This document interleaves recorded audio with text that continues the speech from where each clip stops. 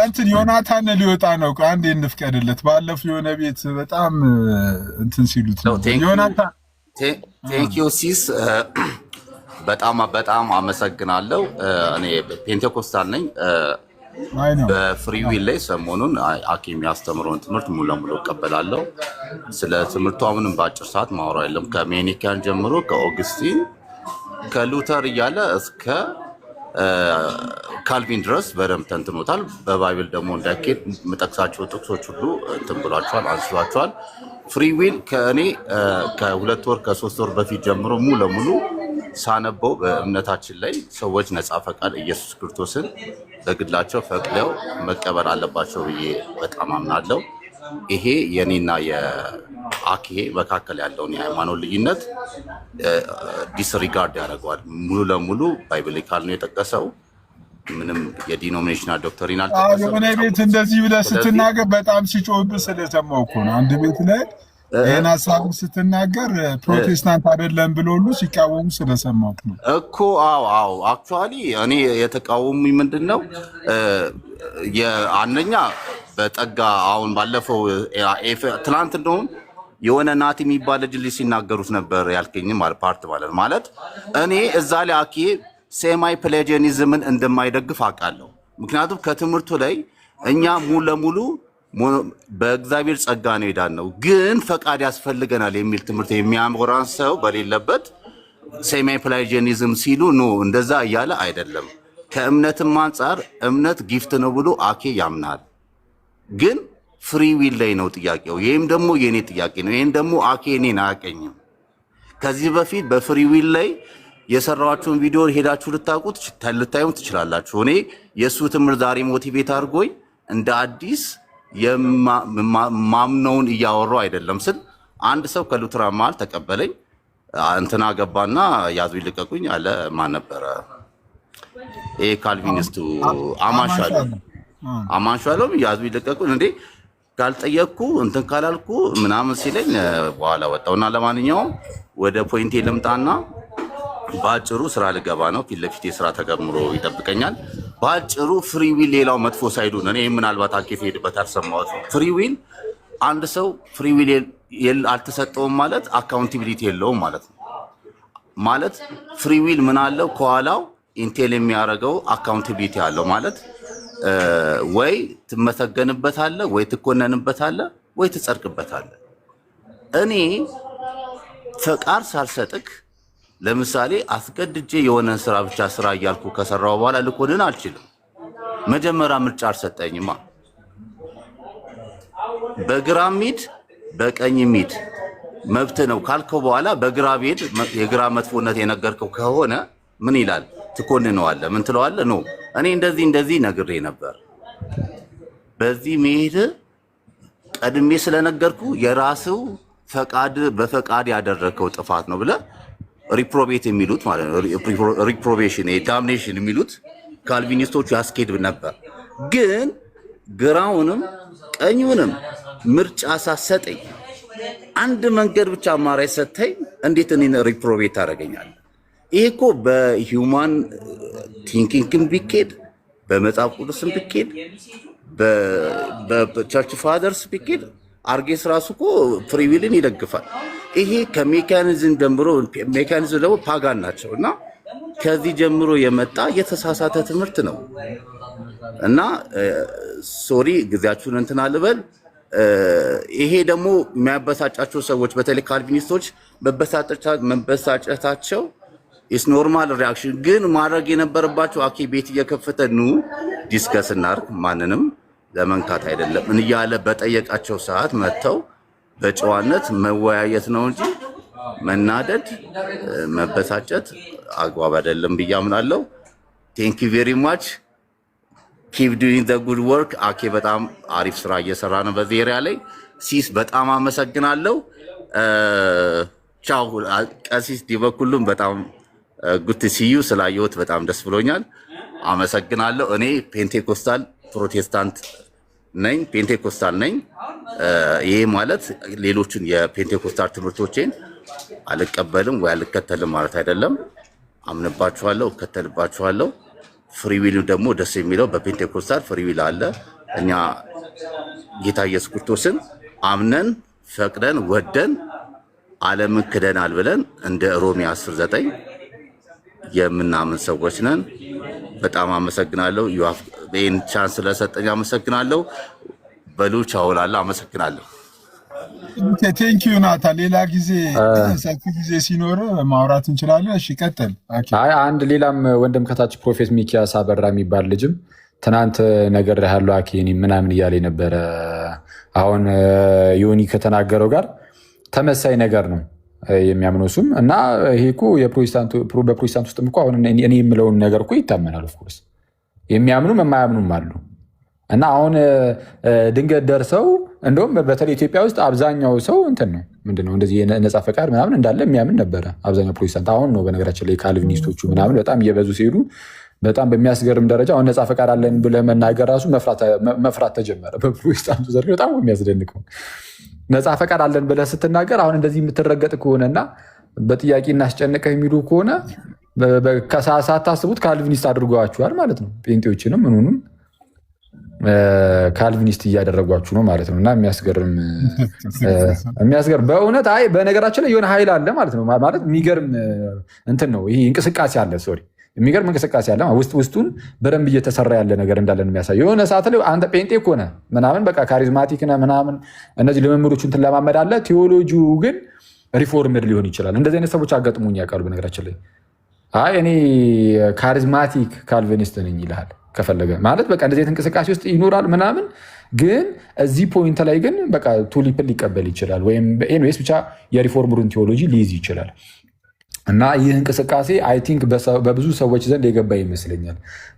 የሆነ ጊዜ ላይ ወደ አንድ ክፍለ ሀገር ሂጂ ትዝ ይለኛል እንደዚ አይነት ነገር አይቼ ነበረ። ጴንጤ ናቸው ምናምን የሙሉ ወንጌል ምናምን ነገር ውስጥ ያሉ ልጆች ናቸው፣ ወጣቶች ናቸው፣ ገና በጣም ወጣት ይነሲስ የሆነ ከሃይ ስኩል መጨረሻ አካባቢ ምናምን እንደዚ አይነት ነገሮች ናቸው። እና ሲባል ነፃ ፈቃድ የለም አይነት ነገርን ምናምን ይሄ ፕሬደስቲኔሽን ምናምን እንደዚህ አይነት ነገሮች ምናምን ነገር እያነሱ ይናገራሉ። ኦኬ አይ ሲ አልኩኝ። በቃ ያኔ ጌታ በሚያውቀው የሆነ በቃ ይሄ እንቅስቃሴው በየቦታው በሆኑ ሰዎች በቃ እንደዚህ በቃ እንትን እያለ ነው እየገባ ነው ማለት ነው ብዬ ነው ያሰብኩት። የመጽሐፍ ቅዱሱ የሆነ ጥሩ እውቀት ከሌለህ ምናምን ደግሞ በኢዝሊ በጣም በቀላሉ ነው የምትሸወደው። በዚህ በካልቪኒስቶቹ ዝም ብሎ የሆነች ጥቅስ ከዚህም ከዛም ስለሚመዘዝ ዝቅ ብለህ ወይ ከፍ ብለህ ስታየው እዛው ራሳቸው የሚመታቸው ቢሆንም ግን ስንፍናም ስለሚኖርብን በቃ በደግ እያደረጉ የሆነች ጥቅስ ሲያመጡብህ በቀላሉ እንድትቀበሉ ያደርጓል። ከዛን እዛው ደግሞ የካሪዝማቲክ እንቅስቃሴውን ምኑ ከዛ ውስጥ ውጣ ስለማትባል እዛው ሆነ ግን ይህንን ቴዎሎጂ እንድትይዙ ትደረጋለህ። ስለዚ ይመጣና የሆነ ሰዓት ላይ ብቅ ብሎ አይ ክርስቶስ ለሁሉም አልሞተም፣ እግዚአብሔርም ሁሉንም የማዳን ፍላጎት የለውም፣ ምንም አንተ ከፈቃድ ውጭ ነህ ምናምን ብሎ ይናገር ይጀምራል። እና ይህ የሚገርም ነው። እሺ ዮኒ ቴንኪው በርታ። አክሊል እኔም አይ ቴንኪው ማለት ስለፈለግኩ ነው። እንደዚህ ሪያሊቲ ላይ በጣም ጥሩ ኮሜንት ነው የሰጠው ይህ ወንድማችን። ትምህርት ላይ ምን የፖለቲካ ውስጥ ሳይገቡ ጤናማ የሆነውን ነገር አሜን ብሎ መቀበል በእውነት እንደዚህ ያለ አይምሮ ያላቸውን ሰዎች አፕሪሼት ማድረግ አለብን፣ ማበረታታት አለብን። ይሄ ትምህርት ትክክል አይደለም፣ ይሄ ትምህርት ትክክል ነው፣ ይህንን እቀበላለሁ ብሎ ከዚያ ልዩነቱ ላይ ማውራት አይ ቲንክ ጊዜያችንን ከማባከን ያድነናል ብዬ አስባለሁ። ዝም ብሎ በሚረባውም በማይረባውም ላይ ከማውራት ልዩነቶቹ ላይ ማውራት ወደ አንድነት ወደ እውነተኛው ትምህርት ሰዎቹ እንዲደርሱ ስለሚያግዝ እና ጤነኛ የሆነ አይምሮ ስላየሁበት ቴንኪው ለማለት ነው። እግዚአብሔር ይስጥልን።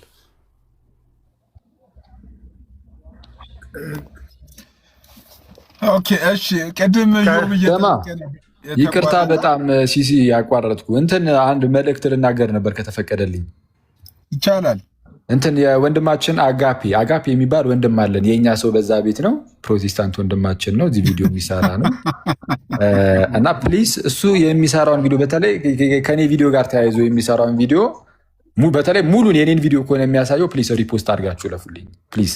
እንደው ይህንን ከልቤ ነው የምናገረው። እንደውም ትናንት የሆነ ሪፖስት እያደረገ እያሳየኝ ነበረ እና የምሬን እኮ ነው። እና የእኔ ሰው በዛ ቤት ነው።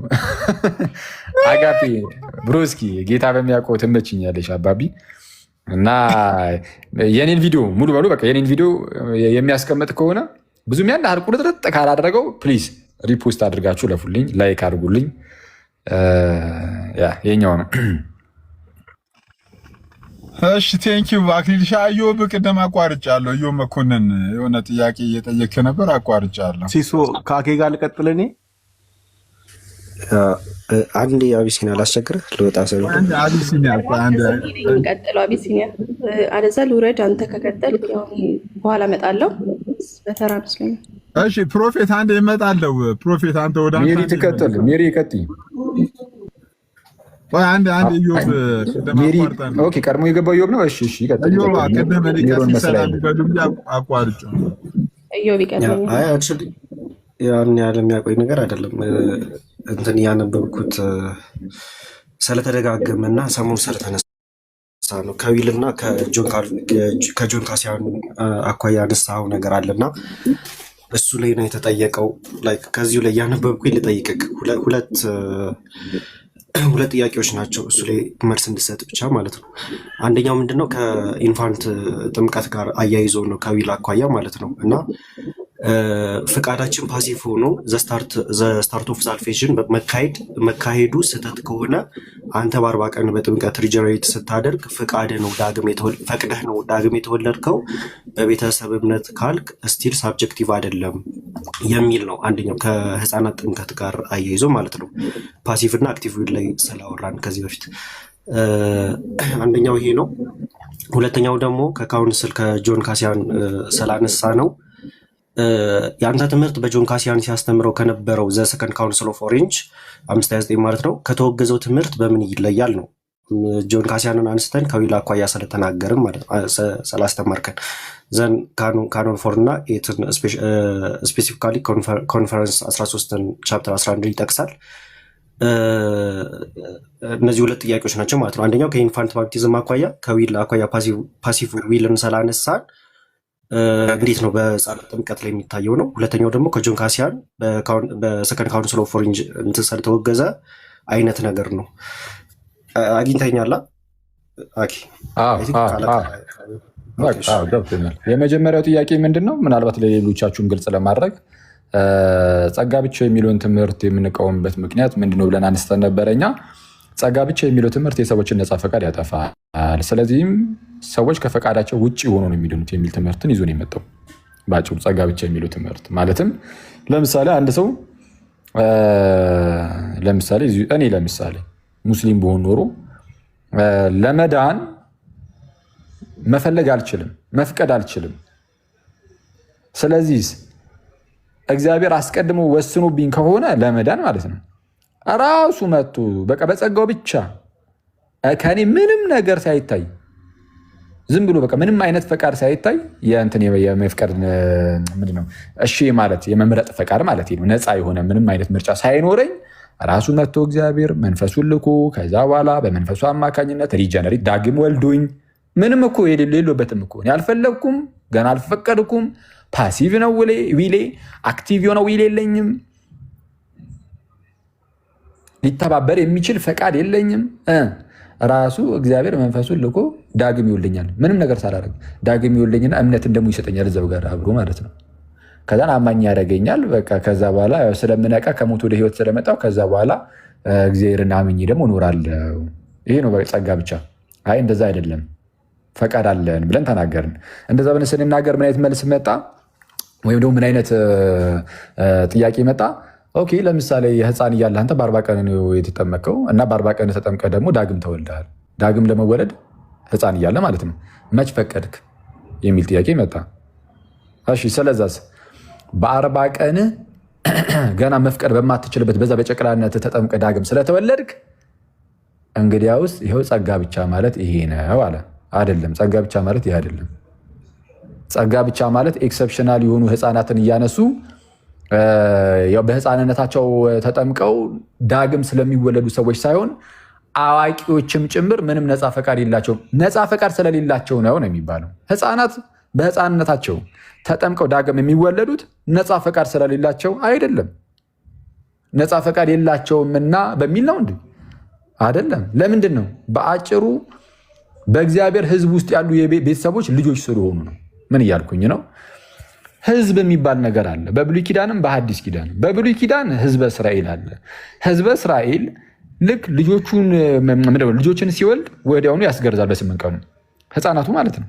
አንድ ሰው አይሁዳዊ ለመሆን በሕዝበ እስራኤል ውስጥ የኪዳኑ ሕዝብ ውስጥ ለመጨመር ግዴታ ምን ማድረግ አለበት? በአብርሃም በይስሐቅ በያዕቆብ አምላክ በእግዚአብሔር ማመን አለበት። ሲቀጥል ደግሞ መገረዝ አለበት።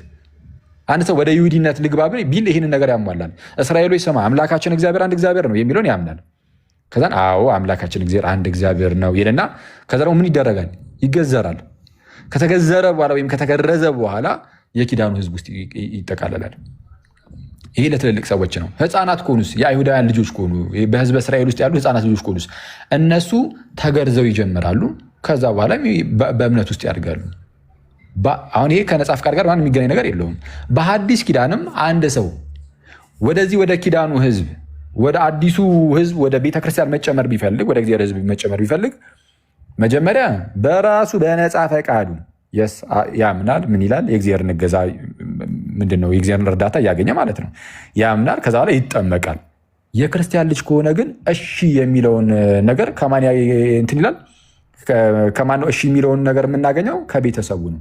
ይኸው እሺታ እኮ አለ ስቲል እዚህ ጋር እኮ እንዴ በሕፃኑ መዳን ውስጥ እኮ ጸጋ ብቻ ያላችሁት እናንተ ናችሁ። የቤተሰብ ፈቃድ እኮ ተጠይቋል። ቤተሰቦቹ ባይፈቅዱ አይጠመቅም ነበር እኮ ያ ሕፃን ልጅ። ስለዛ ስቲል ይሄ የቤተሰቦቹ ፈቃድ አለ። በአይሁዳውያን ዘንድ የአይሁዳውያን ልጆች ብቻ እንደሚገረዙት እና የአሕዛብ ልጆች እንደማይገረዙት አሁንም ጭምር የሌላ የሙስሊም ልጅ እኮ አይጠመቅም እኮ። ቤተሰቦቹ ወይም ደግሞ ነሰሰርሊ ወላጆቹ ባይሆኑ ራሱ እናስጠምቋለን የሚሉት የክርስትና አባት የክርስትና እናት የሚባሉት እነሱ በእምነት እናሳድጓለን፣ የክርስትናን ነገር እንነግሯለን፣ ስለ ክርስቶስ እናስተምሯለን፣ ለልጁ እያስተማሩ እናሳድጓለን የሚሉ ሰዎች የእነሱ እሽታ ይጠይቃል፣ የእነሱን እሽታ። ስለዛ እንደዚህ አይነት የሕፃናትን ኤክሰፕሽን እያመጣ ጸጋ ብቻ ቡም ምናምን የለም። ኬት መጥቶ ምን አገናኘውና? ጸጋ ብቻ ሲባል ለዚህ ለሕፃናት ኤክሰፕሽን የተዘጋጀ ትምህርት አይደለም። ጸጋ ብቻ የሚለው ትምህርት የመጣው ነፃ ፈቃድ የለም ለማለት ነው። ወይም ደግሞ ነፃ ፈቃድ የለምና ነው። ነፃ ፈቃድ የለምና ነው እና በሕፃናት ዘንድ ግን ነፃ ፈቃድ የለም ብለን አይደለም በ40 ቀናቸው የምናጠምቃቸው። ስለዛ ለአንተ አይበጅም፣ ጭራሽ አይገናኝም ነው ካነሳ ሀሳብ ጋር። ሁለተኛው እንደው የጆን ካሲያንን ትምህርት እኮ ካውንስል ኦፍ ኦሬንጅ ያወግዞታል የሚል ነገር ተነሳው። ካውንስል ኦፍ ኦሬንጅ ያወገዘው ሲነርጂውን አይደለም ወይም ነፃ ፈቃድ አለን ብሎ መናገሩን አይደለም ያ ስፓርክሉን ነው። የሆነ በመጀመሪያ ደረጃ ቆይ አንዴ ይህን ነገር ከማብራራቴ በፊት የካውንስል ኦፍ ኦሬንጅን የማብራራት ግዴታ የለብኝም። የኛ እኮ አይደለም የኛ አይደለም ኢነሴንስ የኬልቄዶናውያን ያውም ደግሞ ዓለም አቀፋዊም አይደለም የሆነ ሎካል የሆነ ካውንስል ነው። ስለዚ የራሳቸውን ሂደህ ጠይቃቸው። የኛ አይደለም እኮ ኦሬንጅ ካውንስል የኛ አይደለም የኬልቄዶናውያን ነው። የኬልቄዶናውያን መሆኑ ብቻ ደግሞ አይደለም የኬልቄዶናውያንም ዓለም አቀፋዊ የሆነ ጉባኤም አይደለም የሆነች አካባቢ ጉባኤ ነው። እና የአውግስቲን ኢንፍሉዌንስ አለበት ወይ? የስ አለበት። እሱ ይታወቃል። ምንም ካውንስል ኦፍ ኦሬንጅን እኮ ሙሉ በሙሉ እንደወረደ ነው የምንቀበለው የሚል እኮ የትም እኮ ማንም እኮ የለም። እስከማውቀው ኢቭን ከጥንታዊ የራሳቸው ኬልቄዶናውያን ቢሆኑ ማለት ነው። ኢስተርን ኦርቶዶክሶችን ሄደህ ብትጠይቃቸው የኦሬንጅን ካውንስል ሙሉ በሙሉ እንደወረደ እንቀበላለን አይሉም። ስለዛ የአውግስቲኒያኒዝም ኢንፍሉዌንስ ያለበትን የሆነች አካባቢ ላይ የተደረገችን ካውንስል ይዘህ መጥተህ ሲጀመር ዮሐንስ ካሲያንን መመዘን አትችልም። ከምን አንጻር እንዳነሱ ላብራራው ነበር። ያን ያህል አያስፈልግም። ኤነርጂ ማጥፋትም አያስፈልግም። የኛ ጉዳይ አይደለም። ይሄ የኦሬንጅ ካውንስል የኛ አይደለም። ቴንክ ዩ። ግን አኬችን ብዬ ልውጣ ትንሽ በልባት አክቹዋሊ ከዚህ በፊት ተዋልና ይሄ እምነት ስጦታ ነው የሚለውን ነገር አንስተዋል። እሺ ግን የበለጠ ትንሽ ክሊር የምታደርገው ነው። እምነት ስጦታ ነው የሚለውን ነገር አንዳንድ ቴክስቶች ላይ እናያለን። እኛም አይ ቲንክ እናምንበታለን። እንግዲህ ከተሳሳትኩ ታርመኛለህ። ቅዱስ ዮሐንስ አፈወርቅም በትርጓሜው ላይ እንደዛ ነገር ስላየሁኝ ማለት ነው እምነቱ ራሱ ከኛ የሆነ ነገር ሳይሆን እሱ ራሱ ስጦታ ነው የሚል ማለት ነው። ከኢንካርኔሽን አኳያ እንደዛ አድርጎ ያነሰዋል ካልተሳሳትኩኝ። እምነት ስጦታ ነው ስንል አክቹዋሊ ቅዱስ ዮሐንስ አፈወርቅ ከዊል ጋርም አገናኝቶ አንድ ላይ ነው እንትን የሚናገረው የሚተረጉመው ማለት ነው። ይሄ ነፃ ፈቃዳችንን ያጎደለ አይደለም እያልን ነው እዛው ላይ እያስጠነቀቀ የሚናገረው ማለት ነው። ግን ይሄ እምነት ስጦታ ነው ስንል ምን እያልን ነው? በእኛ ትርጓሜ ማለት ነው። እምነት ስጦታ ነው ስንል ምን እያልን ነው የሚለውን እሱን እንትን በልበት። ለሌላው ግን ቴንኪው። እሺ፣ አመሰግናለሁ ብላችሁ።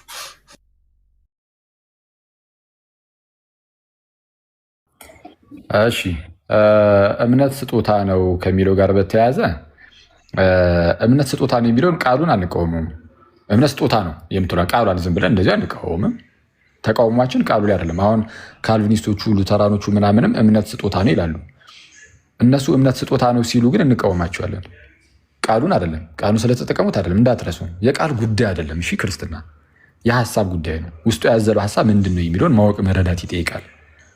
ምን እያልኳችሁ ነው?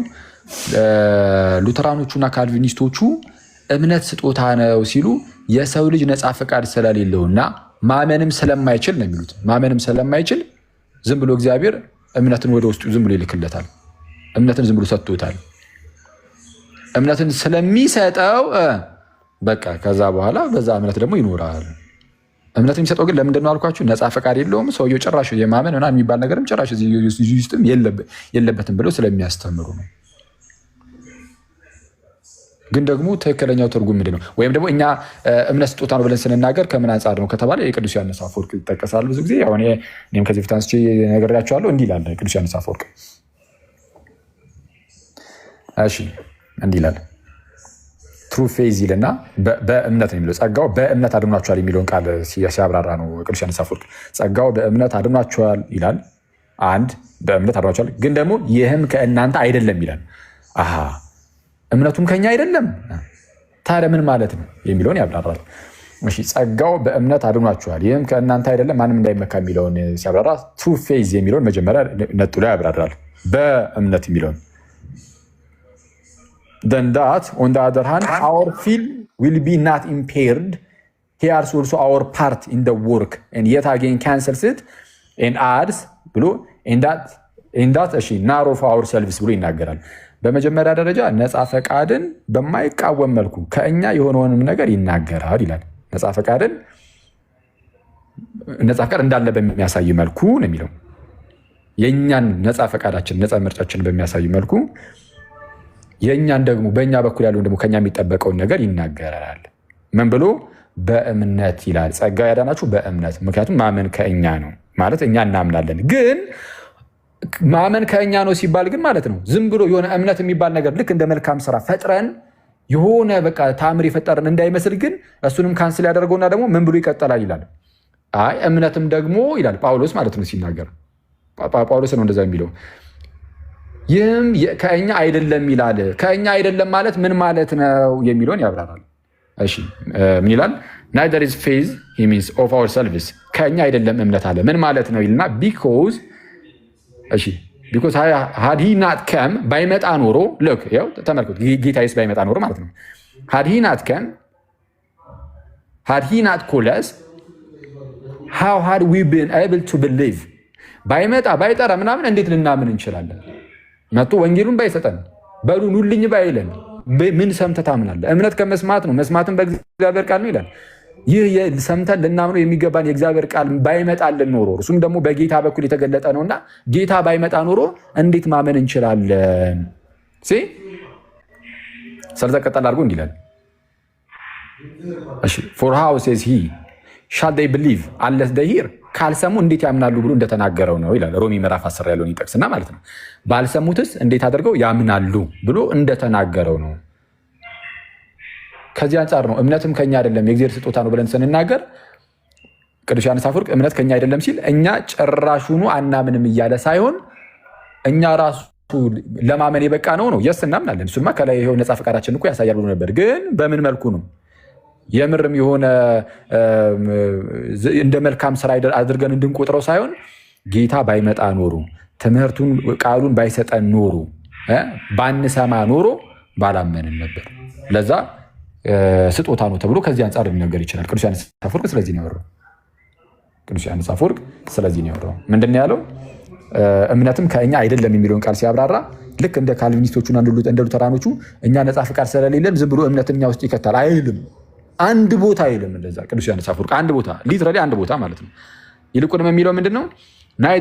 ኒዘር ኢዝ ፌዝ ሜንስ ኦፍ አወር ሰልቪስ እምነትም ከኛ አይደለም። ለምን አለ? ቢኮዝ ሀዲና ከም ባይመጣ ኖሮ ሀዲናት ኮለስ ባይጠራን how had we been able to believe እንዴት አድርገን ማመን እንችል ነበረ? ባይጠራን በቃሉ በኩል ማለት ነው። ኑ ብሎ ባይጠራን የጠራው ሁሉንም ነው። ባይጠራን እንዴት አድርገን መቅረብ እንችላለን? ለምን? for how says he shall they believe unless they hear ባልሰሙትስ እንዴት ያምናሉ ብሎ እንደተናገረው ሮሜ 10 ቁጥር 14 ላይ so that the work of faith itself is not our own የራሳችን አይደለም። ኢቭን የእምነት ስራ ይሄ እምነቱ ማለት ነው። ምክንያቱም ማመን የቻልነው እምነት ስለመጣልን ነው። ገላትያ 3 ላይ ከዚህ በፊት እንደነገርኳችሁ አሁን እምነት መጥቶልናል ተብሎ እንደተነገረ እምነት መጥቶልናል። እምነት በሌለበት ሰዓት አሁን ለምሳሌ ነቢያቱ እንደዚህ አይነት እምነት አምነው እንደዚህ አይነት ድህነትን ሊያገኙ አልቻሉም። ለምን? በቃ ጊዜው አይደለም ያኔ። እኛ አሁን ማመን የቻልነው ጌታ ስለመጣልን ይኸው አሁን እምነት መጥቶልናል። የትኛውም ሰው ማመን ይችላል አሁን እና እንደዛ ነው። ከዚህ አንጻር ነው እና ቅዱስ ዮሐንስ አፈወርቅ ምናልባት ግን አይ እንደው ከነፃ ፈቃድ ጋር በተያያዘ ግን እንደው ቅዱስ ዮሐንስ አፈወርቅ የምር ፕሮቴስታንቶቹ ሊጠቅሱት ይገባል ወይ ከተባለ በስመ አብ ጭራሽ እንደው በተቻላቸው አቅም እንዳይዋረዱም ማለት ነው ለራሳቸው ክብርም ሲሉ አፋቸውን በጣም መዝጋት አለባቸው። ዮሐንስ አፈወርቅ ጉዳይ ላይ ለምን ኢቭን ነፃ ፈቃድ የለም ብሎ የተነሳው ጆን ካልቪን ማለት ነው ዮሐንስ አፈወርቅን አንስቶ በጣም ሲያጣጥለው ነው የምታዩት። እዚህ ጉዳይ ላይ ብቻ በሌላ ጉዳይ ላይ ይወደዋል። የአሰባበኩ ጉዳይ የመጽሐፍ ቅዱስን የመተርጎሙ ጉዳይ ላይ ምናምን፣ ግን የነፃ ፈቃድ ጉዳይ ላይ ግን ተሳስቷል ብሎ ካስቀመጣቸው ውስጥ በዋናነት ያስቀመጠው ዮሐንስ አፈወርቅን ነው። ዮሐንስ አፈወርቅ በጣም የነፃ ፈቃድ አቀንቃይ ነው ተብሎ ነው የተቀመጠለት። ዮሐንስ አፈወርቅ ምን ብሎ ተናግሮ ነው ስለ ነፃ ፈቃድ እንደው ዮሐንስ አፈወርቅ ካላችሁኝ ለምሳሌ የተወሰኑትን ላጋራችሁ እችላለሁ። አንድ ላውጣለሁ። አሁን ከዚህ ቀደም ማሳይቻችኋለሁ። አክቹዋሊ እንዲህ ይላል። ለምሳሌ ቅዱስ ዮሐንስ አፈወርቅ ቅዱስ ዮሐንስ አፈወርቅ የሮሜን መልእክት በተረጎመበት ስብከቱ ላይ 18ኛው ሆሚሊ እንደዚህ ይላል። 18ኛው ሆሚሊ እንግዲህ በጸጋ ከሆነ ሁላችንም ለምን አልዳንም የሚል ጥያቄ ይነሳ ይሆናል ይላል። ልክ በጸጋ ከሆነ ድህነት በጸጋ ነው፣ ትክክል ነው፣ ይታወቃል። በቃ ድህነት በጸጋ ነው። ታዲያ በጸጋ ከሆነ ሁላችንም ለምን አልዳንም የሚል ጥያቄ ይነሳ ይሆናል ይልና ምን ብሎ ይመለሳል? ባለመፈለጋችን ነው የሚል ይሆናል መልሳችን ይላል። የመጀመሪያው መልስ ይሄ ነው፣ ባለመፈለጋችን። ባለቀ። አዎ ድህነት በጸጋው ነው። ታዲያ ለምን ሁላችንም አልዳንም ከተባለ ባለመፈለጋችን። አየህ፣ ነፃ ፈቃድ አለ። ያልዳንከው ስላልፈለግክ ነው እንጂ ብትፈልግ ትድናለህ ነው። እሱን ደግሞ ለመረዳት ቀጣይ ምን ብሎ ይናገራል? ምክንያቱም ጸጋ ይላል፣ ጸጋ ቢሆንም እንኳን ስጦታ ቢሆንም እንኳን የሚያድነው ግን ጸጋ የሚያድነው እነማንን ይላል? አስቀድሞ የተወሰኑትን አይልም። ምንድን ነው የሚለው? ጸጋ ቢሆንም እንኳን የሚያድነው ግን የሚፈቅዱትን ነው ይላል። የሚፈቅዱትን እንጂ የማይፈልጉትን አይደለም ይላል። የሚፈቅዱትን እንጂ የማይፈልጉትን አይደለም። እንዲሁም ከእርሱ ዘወር የሚሉትን በእርሱ ላይ የሚጨክኑትንና የሚቃወሙትን አያድንም። ታዲያ የሚያድነው ማለት ነው የሚፈቅዱትን። አየህ፣ ፈቃድ አለ ማለት ነው። ዮሐንስ አፈወርቅ ግልጽ። ለዛ ነው በቃ አልኩህ ጆን ካልቪን እንትን የሚለው። እሺ አንድ ተጨማሪ ልስጣችሁና ይብቃኝ። ቅዱስ ዮሐንስ አፈወርቅን ዕብራውያንን በተረጎሙበት ስብከቱ 12ኛው ስብከቱ ላይ እንዲህ ይላል። እንግዲህ ምንድን ነው ሁሉም ነገር በእግዚአብሔር የሚወሰን አይደለምን ይላል። ወይም በእግዚአብሔር ላይ ጥገኛ አይደለምን ሁሉም ነገር? ዮሐንስ አፈወርቅ ሲመልስ በእርግጥ ሁሉም ነገር በእግዚአብሔር ላይ ጥገኛ ነው፣ ነገር ግን ይህ የእኛን ነፃ ፈቃድ በሚያጠፋ መልኩ አይደለም።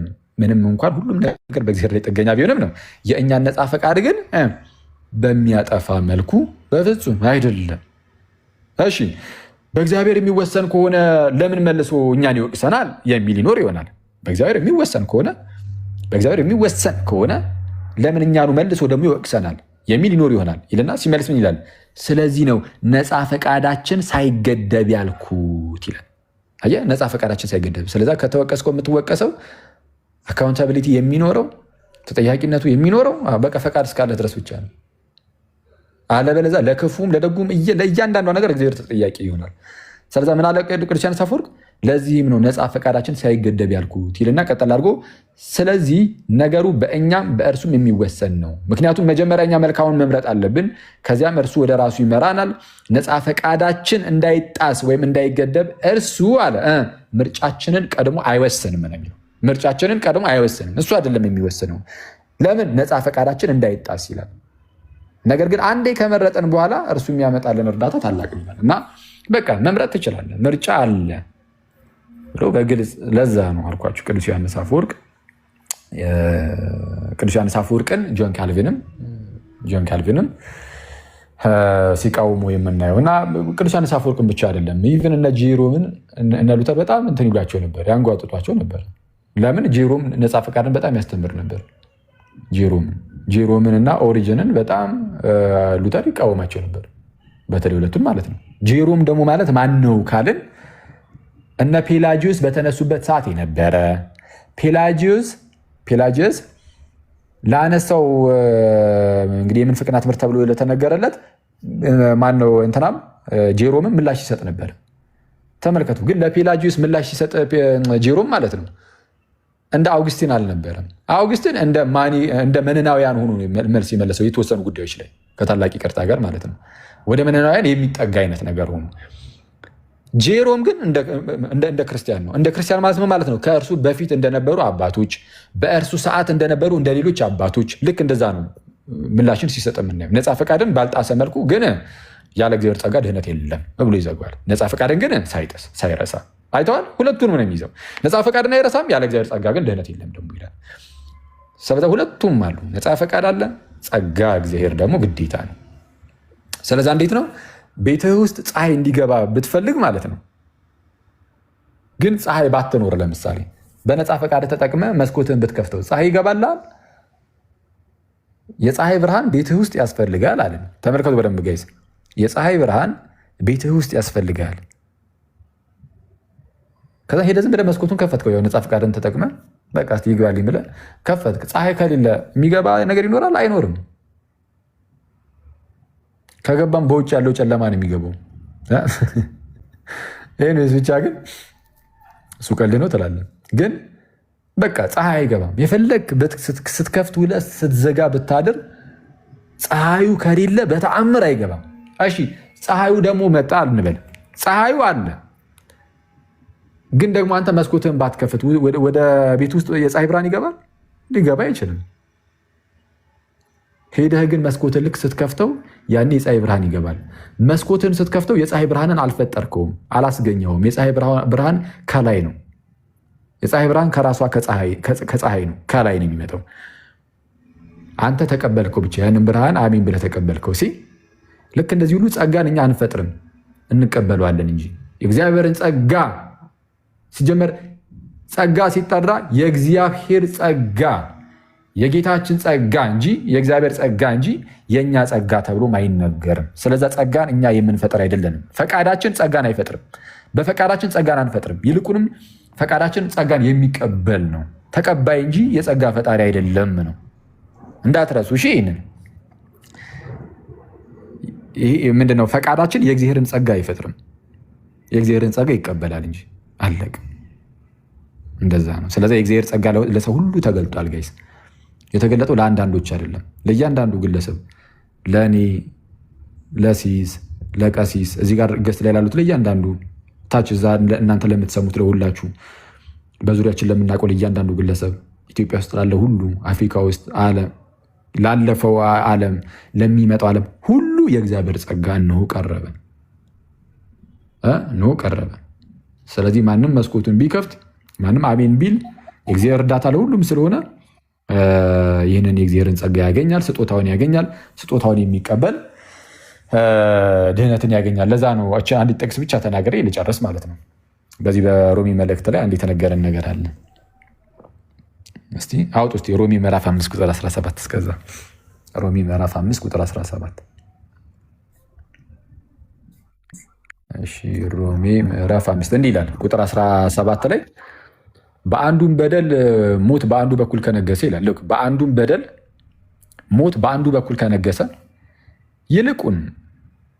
ይልቁንም የጸጋን ብዛትና የጽድቅን ስጦታ ብዛት የሚቀበሉ በአንዱ በኢየሱስ ክርስቶስ በኩል በሕይወት ይነግሳሉ ይላል። እንዳትረሱ። በአንዱ በደል ሞት በአንዱ በኩል ከነገሰ በቃ በአንዱ በደል በአዳም በደል ምክንያት ሞት በሱ በአዳም በኩል ምን ብሏል? ነግሷል። ከነገሰ ይልቁን አሁን ደግሞ ማለት ነው የጸጋን ብዛትና የጽድቅን ስጦታ ብዛት የሚቀበሉ ይላል። ምን የሚያደርጉ? የሚቀበሉ በአንዱ በኢየሱስ ክርስቶስ በኩል በሕይወት ይነግሳሉ። እና ማናቸው በሕይወት የሚነግሱት? ምን የሚያደርጉ አለ? እስቲ ጻፉልኝ እስቲ። የጸጋን ብዛትና የጽድቅን ስጦታ ምን የሚያደርጉ? የጸጋን ብዛትና የጽድቅን ስጦታ ብዛት ምን የሚያደርጉ? የሚቀበሉ። የሳይ ሮሜ 5 ነው አክሊልሻ። ሮሜ 5 ቁጥር 17 የሚድኑት እነማናቸው ተባለ? የጸጋን ብዛትና የጽድቅን ስጦታ ብዛት የሚቀበሉ እነርሱ በአንዱ በኢየሱስ ክርስቶስ በኩል በሕይወት ይነግሳሉ። ኦኬ እሺ፣ በአንዱ በኢየሱስ ክርስቶስ በኩል በሕይወት የሚነግሱት የሚቀበሉ ናቸው። አዎ የሚቀበሉ ናቸው። የመጣው ግን ለማን ነው? ይህ ስጦታ አሁን ስጦታውን ይህን የስጦታ ብዛት የጸጋ ብዛት የሚቀበሉ በአንዱ በኢየሱስ ክርስቶስ በኩል በሕይወት ይነግሳሉ። የሚቀበሉ ማለት ነው፣ ስጦታውን የሚቀበሉ። ስጦታው ግን የመጣው ለማን ነው? ስጦታው የመጣው ለማን ነው? ቀጣይ ቁጥር 18 ላንብብላችሁ። እንዲህ ይላል፣ እንግዲህ በአንድ በደል ምክንያት ፍርድ ለኩነኔ ወደ ሰው ሁሉ እንደመጣ ይላል። ፍርድ ለኩነኔ ለማን የመጣው? ወይም ወደ ማን የመጣው? ወደ ሰው ሁሉ ነው የመጣው። በአንዱ በአዳም በኩል የመጣው ሞት የመጣው ወደ ሰው ሁሉ ነው። በቃ ሞት ወደ ሰው ሁሉ መጣ። ወደ ሰው ሁሉ የሚለው ወደ እያንዳንዱ ግለሰብ ማለት ነው። እንዲሁም ይላል እንደመጣ እንዲሁም ይላል። እንዲሁም ብሎ ከቀጠለ ልክ እንደዚሁ ማለት ነው። በተመሳሳይ ሁኔታ በአንድ ጽድቅ ምክንያት በጌታችን ማለት ነው ስጦታው ሕይወትን ለማጽደቅ ወደ ሰው ሁሉ መጣ አለ። ስጦታው ወደ ማን የመጣው ከተባለ ወደ ሰው ሁሉ። አሁን ስጦታ እኮ ነው፣ ጸጋ ነው፣ በቃ ያለቀ ስጦታ ነው። አሁን ስጦታው ወደ ሰው ሁሉ መጥቷል። የሚፈለገው ተቀባይ ነው። ምክንያቱም ከላይ ምን ብሎ ነበረ? የሚቀበል ወይም የሚቀበሉ በአንዱ በኢየሱስ ክርስቶስ በኩል በሕይወት ይነግሳሉ ተብሎ ነበር። ስጦታውን የሚቀበሉ። ስጦታው የመጣው ግን ለሰው ሁሉ ነው። ለእያንዳንዱ ግለሰብ ስጦታው መጥቷል። የሆነ ሰውን ይህንን ስጦታ ሳያገኝ ብታዩት ማለት ነው እግዚአብሔር ሲጀመር ስጦታውን ነፍጎት ነው ብላችሁ እንዳታስቡ። እንደ ካልቪኒስቶች እግዚአብሔር ሲጀመርም ሊሰጠው ስላልፈለገ ስጦታው ነፍጎት ነው አይደለም፣ ሰውየው ስላልተቀበለ ነው በራሱ ፈቃድ አለቀ እንጂ ስጦታው የመጣው ለሰው ሁሉ ነው። ለሰው ሁሉ ስጦታው መጥቷል። የሚቀበሉ ግን እሱን ያገኛሉ ማለት ከክርስቶስ ጋር በክርስቶስ በኩል በሕይወት ይነግሳሉ። በሕይወት ይነግሳሉ ማለት ሞተው ተነስተው ለዘላለም ከጌታ ጋር ይኖራሉ ማለት ነው። ካልቪኒስቶች ግን ምንድን ነው የሚሉን? አይ የለም በቃ ለሆኑ ለግለሰቦች አስቀድሞ ለተወሰነባቸው ይህ ነገር እንትን ብሏል አለቀም ነው። እንደዛ አይደለም። እግዚአብሔር ሁሉን ወዷል። ስጦታው ለሰው ሁሉ ነው። ጌታችንም የሞተው ለእያንዳንዱ ግለሰብ ነው፣ ለሁሉም ነው። ስለዛ ክርስቶስ የማዳን ስራ የሰራው አዎ ለሁሉም ነው። መጥቶ ሲሞት የሞተው የእኛን እምነት አይቶ አይደለም። መጥቶ ሲሞት የሞተው የእኛን አለማመን ምናምን ሁሉ እንደዚህ ነገሮችን አይቶ አይደለም። ለሚያምነውም ለማያምነውም ለሙስሊሙ ለሁሉም ነው ጌታችን ኢየሱስ ደሙን ያፈሰሰው። ለእያንዳንዱ አክቹዋሊ ሙስሊም ያንም የለም ግን ለእያንዳንዱ ግለሰብ ነው። ባጭሩ ለእያንዳንዱ ግለሰብ መቼም ኖሩ መቼም አልኖሩ ለእያንዳንዱ ግለሰብ ጌታ ደሙን አፍስሷል፣ ሞቷል። ስለዚህ የክርስቶስ ማዳን ለሁሉም ነው ያለ ልዩነት ማለት ነው። እንደዛ ነው። እሺ ቴንኪው። እሺ ቴንኪው፣ እናመሰግናለን። ፕሮፌት እዚህ ላይ ፕሮፌት ሂድበት እስኪ። ፕሮፌት ያው እንግዲህ ፕሮቴስታንት ነው። ይሄ ትምህርት እንግዲህ ስቃወመው እኔ ጋይዝ የእያንዳንዱ ፕሮቴስታንት እምነት ነው ብዬም ደግሞ አይደለም። እሱን እንደውም ልናገር ስል አጋጣሚ ፕሮፌት ስትል አየሁት። ጥሩ ነው እሱ መኖሩ። ምክንያቱም የእያንዳንዱ ፕሮቴስታንት ትምህርት ነው ብላችሁም ደግሞ እንዳታስቡት። አሁን ላይ እየበዙ ያሉት እነሱ ናቸው እንዳየሁት ከሆነ እውነቱን ለመናገር ግን እስቲ ደግሞ ፕሮቴስታንት ሆነው ደግሞ ይህንን ትምህርት የማይቀበሉ ወንድሞችም ደግሞ አሉ። ቀጥል ፕሮፌት። እንዴት አለ? ሰላም ነው ወይ? እንኳን ደህና መጣ። እንኳን ደህና ቆያችሁ። ናቂ ሰላም ነው። ሁላችሁንም ሰላም ብያለሁ። ተባረኩ። መስገናለን። እሺ አዎ፣ ትናንትም የተወሰነ ለማለት ሞክሬያለሁ። ከሕፃን ልጅ ጥምቀት ከተነሳ ዮብ ስለጠየቀ ትንሽ እሱ ላይ ሪፍሬክት ላድርግና ወደ ቱሊፖቹ እመጣለሁ። እኛ እንግዲህ ታውቃለህ ሕፃን ላይ ሕፃናት በሕዝቅኤል ምዕራፍ 18 ቁጥር 20 መሰረት ሞት የሚገባው ኃጢአት የሰራች ነፍስ ናት ይላል። ስለዚህ ሕፃን ልጅ ምንም እንኳን የአዳም ድቀት ባህሪ ተካፋይ ቢሆኑም ነገር ግን የተቆጠረ ኃጢአት ሰርተዋል ብሎ አናምንም። መሞት የሚገባው ኃጢአት የሰራች ነፍስ ናት። ልጅ በአባቱ ኃጢአት አይቀጣም፣ አባትን በልጁ ኃጢአት አይቀጣም። ጻድቁ የጽድቅን ፍሬ ያገኛል፣ ኃጢአተኛውም የጥፋትን ዋጋ ያገኛል ብሎ ልጅ በአባቱ አባት በልጁ እንደማይቀጣና መሞት የሚገባት ኃጢአት የሰራች ነፍስ ብቻ ነው። ስለዚህ አንድ ብላቴና ሲወለድ ኃጢአት ሰርቶ ብለን አናምንም በሕዝቅኤል ምዕራፍ 18 መሰረት። ሌላው ደግሞ ዘዳግም ምዕራፍ 1 ላይ ቁጥር 39 ላይ ይማረካሉ ያልኳቸው ታናናሾች ክፉ በጎውን ለይተው የማያውቁት ልጆቻችሁ ምድሪቱን ይገቡባታል፣ ለእነርሱም እሰጣቸዋለሁ፣ እነርሱም ይወርሷታል። ስለዚህ ሕፃናት ሲወለዱ ክፉና ደጉን አያውቁም፣ የሚቆጠር ኃጢአት የላቸውም ማለት ነው። ይህም በጣም መሰመር አለበት። እዚህ በማቴዎስ ወንጌል ምዕራፍ 19 ቁጥር 14 ላይም ጌታ ኢየሱስ እንደዚህ አለ፣ ኢየሱስም ሕፃናት ወደ እኔ ይምጡ አትከልክሏቸው፣ መንግሥተ ሰማያት እንደነሱ ላሉት ናትና ብሎ ይላል። ሕዝቅኤል ላይ ያለው ምንድን የሚለው መሞት የሚገባት ኃጢአት የሰራች ነፍስ ናት። ስለዚህ ሕፃን ልጅ ከእናቱ ማፀን ሲወጣ የኃጢአት የመስራት ባህሪ ተካፍሏል በአዳም ምክንያት እንጂ የሚቆጠር ኃጢአት አልሰራም። ስለዚህ ጥምቀቱን አንድ ሪጀክት የምናደርግበት በዚህ ነው። ኃጢአት የተሰራ ካውንት የተደረገ ነገር የለም ብለን ስለምናምን ነው። ከዛ ባለፈ ቱሊፖቹ ላይ የርክባቸው አካሄድ በጣም አሪፍ ነው። አዘሆል አብዛኛው ፕሮቴስታንት አይቀበልም። ሲጀመር ይህን ቱሊፕ ቶታል ዲፕራቪቲ ሲመታ ሙሉ አምስቱም ይወድቃል ማለት ነው። ሲጀመር የመጀመሪያው ቁጥር 1 ላይ የተገነባው ትምህርቱ ለቶታል ዲፕራቪቲ ነው። አንኮንዲሽናል ኢሌክሽንም ሊሚትድ አቶንመንትም ኢሪዚስተብል ግሬስ እና ፕሬዘንስ ኦፍ ዘ ሴንት የሚለውም በእግዚአብሔር ኃይል ይጠብቃቸዋል የሚለው አንደኛው ቁጥር ላይ የተመሰረተ ነው። ቶታል ዲፕራቪቲ በታምር ሊመጣ የማይችል ክርስትና ትምህርት ነው። ምንም እንኳን ኦርቶዶክስ ካቶሊክ የፈለገ ክርስትና የራሱን ኦሪክል ቢይዝም ይህን ትምህርት ማመን ግን አንድ እንደ ክርስቲያን ከባድ ነው። እንደ ክርስቲያን ከባድ ነው። በተለይ ኢሴንሻል ነገር ላይ ዶግማዊ ነገር ላይ እንግባባለን ተባብለን አጠቃላይ የሰው ልጅ ወድቋል ከተባለ አስቸጋሪ። እንደ ማታ ዮናታን አብሮኝ ነበርና ስለ ዕብራውያን ምዕራፍ 11 እያየን ነበር ስለ እምነት። ታዲያ ቶታል ዲፕሪቭ ከሆኑ አብርሃም አመነ ይልናል ከብሉይ ኪዳን ላይ። ተው ኤፌሶን ላይ መጥተን አይደለም ትምህርቱ የምናፈርሰው ሲጀምር። ኤፌሶን እኮ ማለት ገና ሐዋርያት ሥራ ምዕራፍ 19 ላይ ስታብሊሽ ያደረገት የአሕዛብ ቸርች ነው።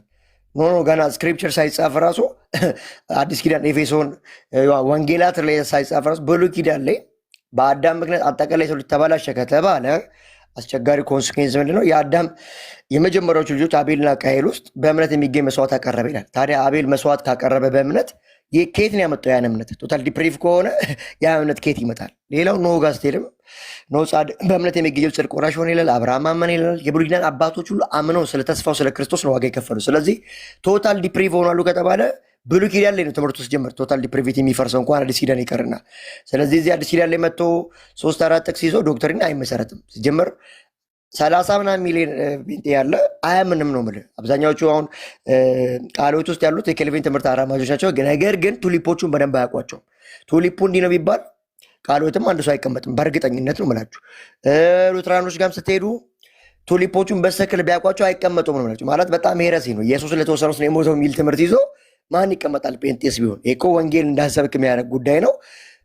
እንኳንም ነካካው ጸጋ ብቻ ያው ከእናንተ ጋር የሚከፈትለው ነገር እንዳለ ቢሆንም እኛ ያው እናንተ ቤት እንዳለው የሚሸፋፈን ነገር አናደርግም። ይህ ስተት ነው፣ ስተት ነው። ኦፊሻሊ ከልቪን ያስቀመጡት ቱሊፕ ስተት ነው ብለን የምናምነው አንቀበልም፣ እናወግዟለን። አሁንም ይህን ትምህርት ራሱ ሚዲያ ላይ የተወሰኑ ሰዎች እንጂ አዘወል ፔንቴኮስታል ማለትም ኢቫንጀሊካል ሰርክል በዚህ ትምህርት አታምንም ነው የምላችሁ።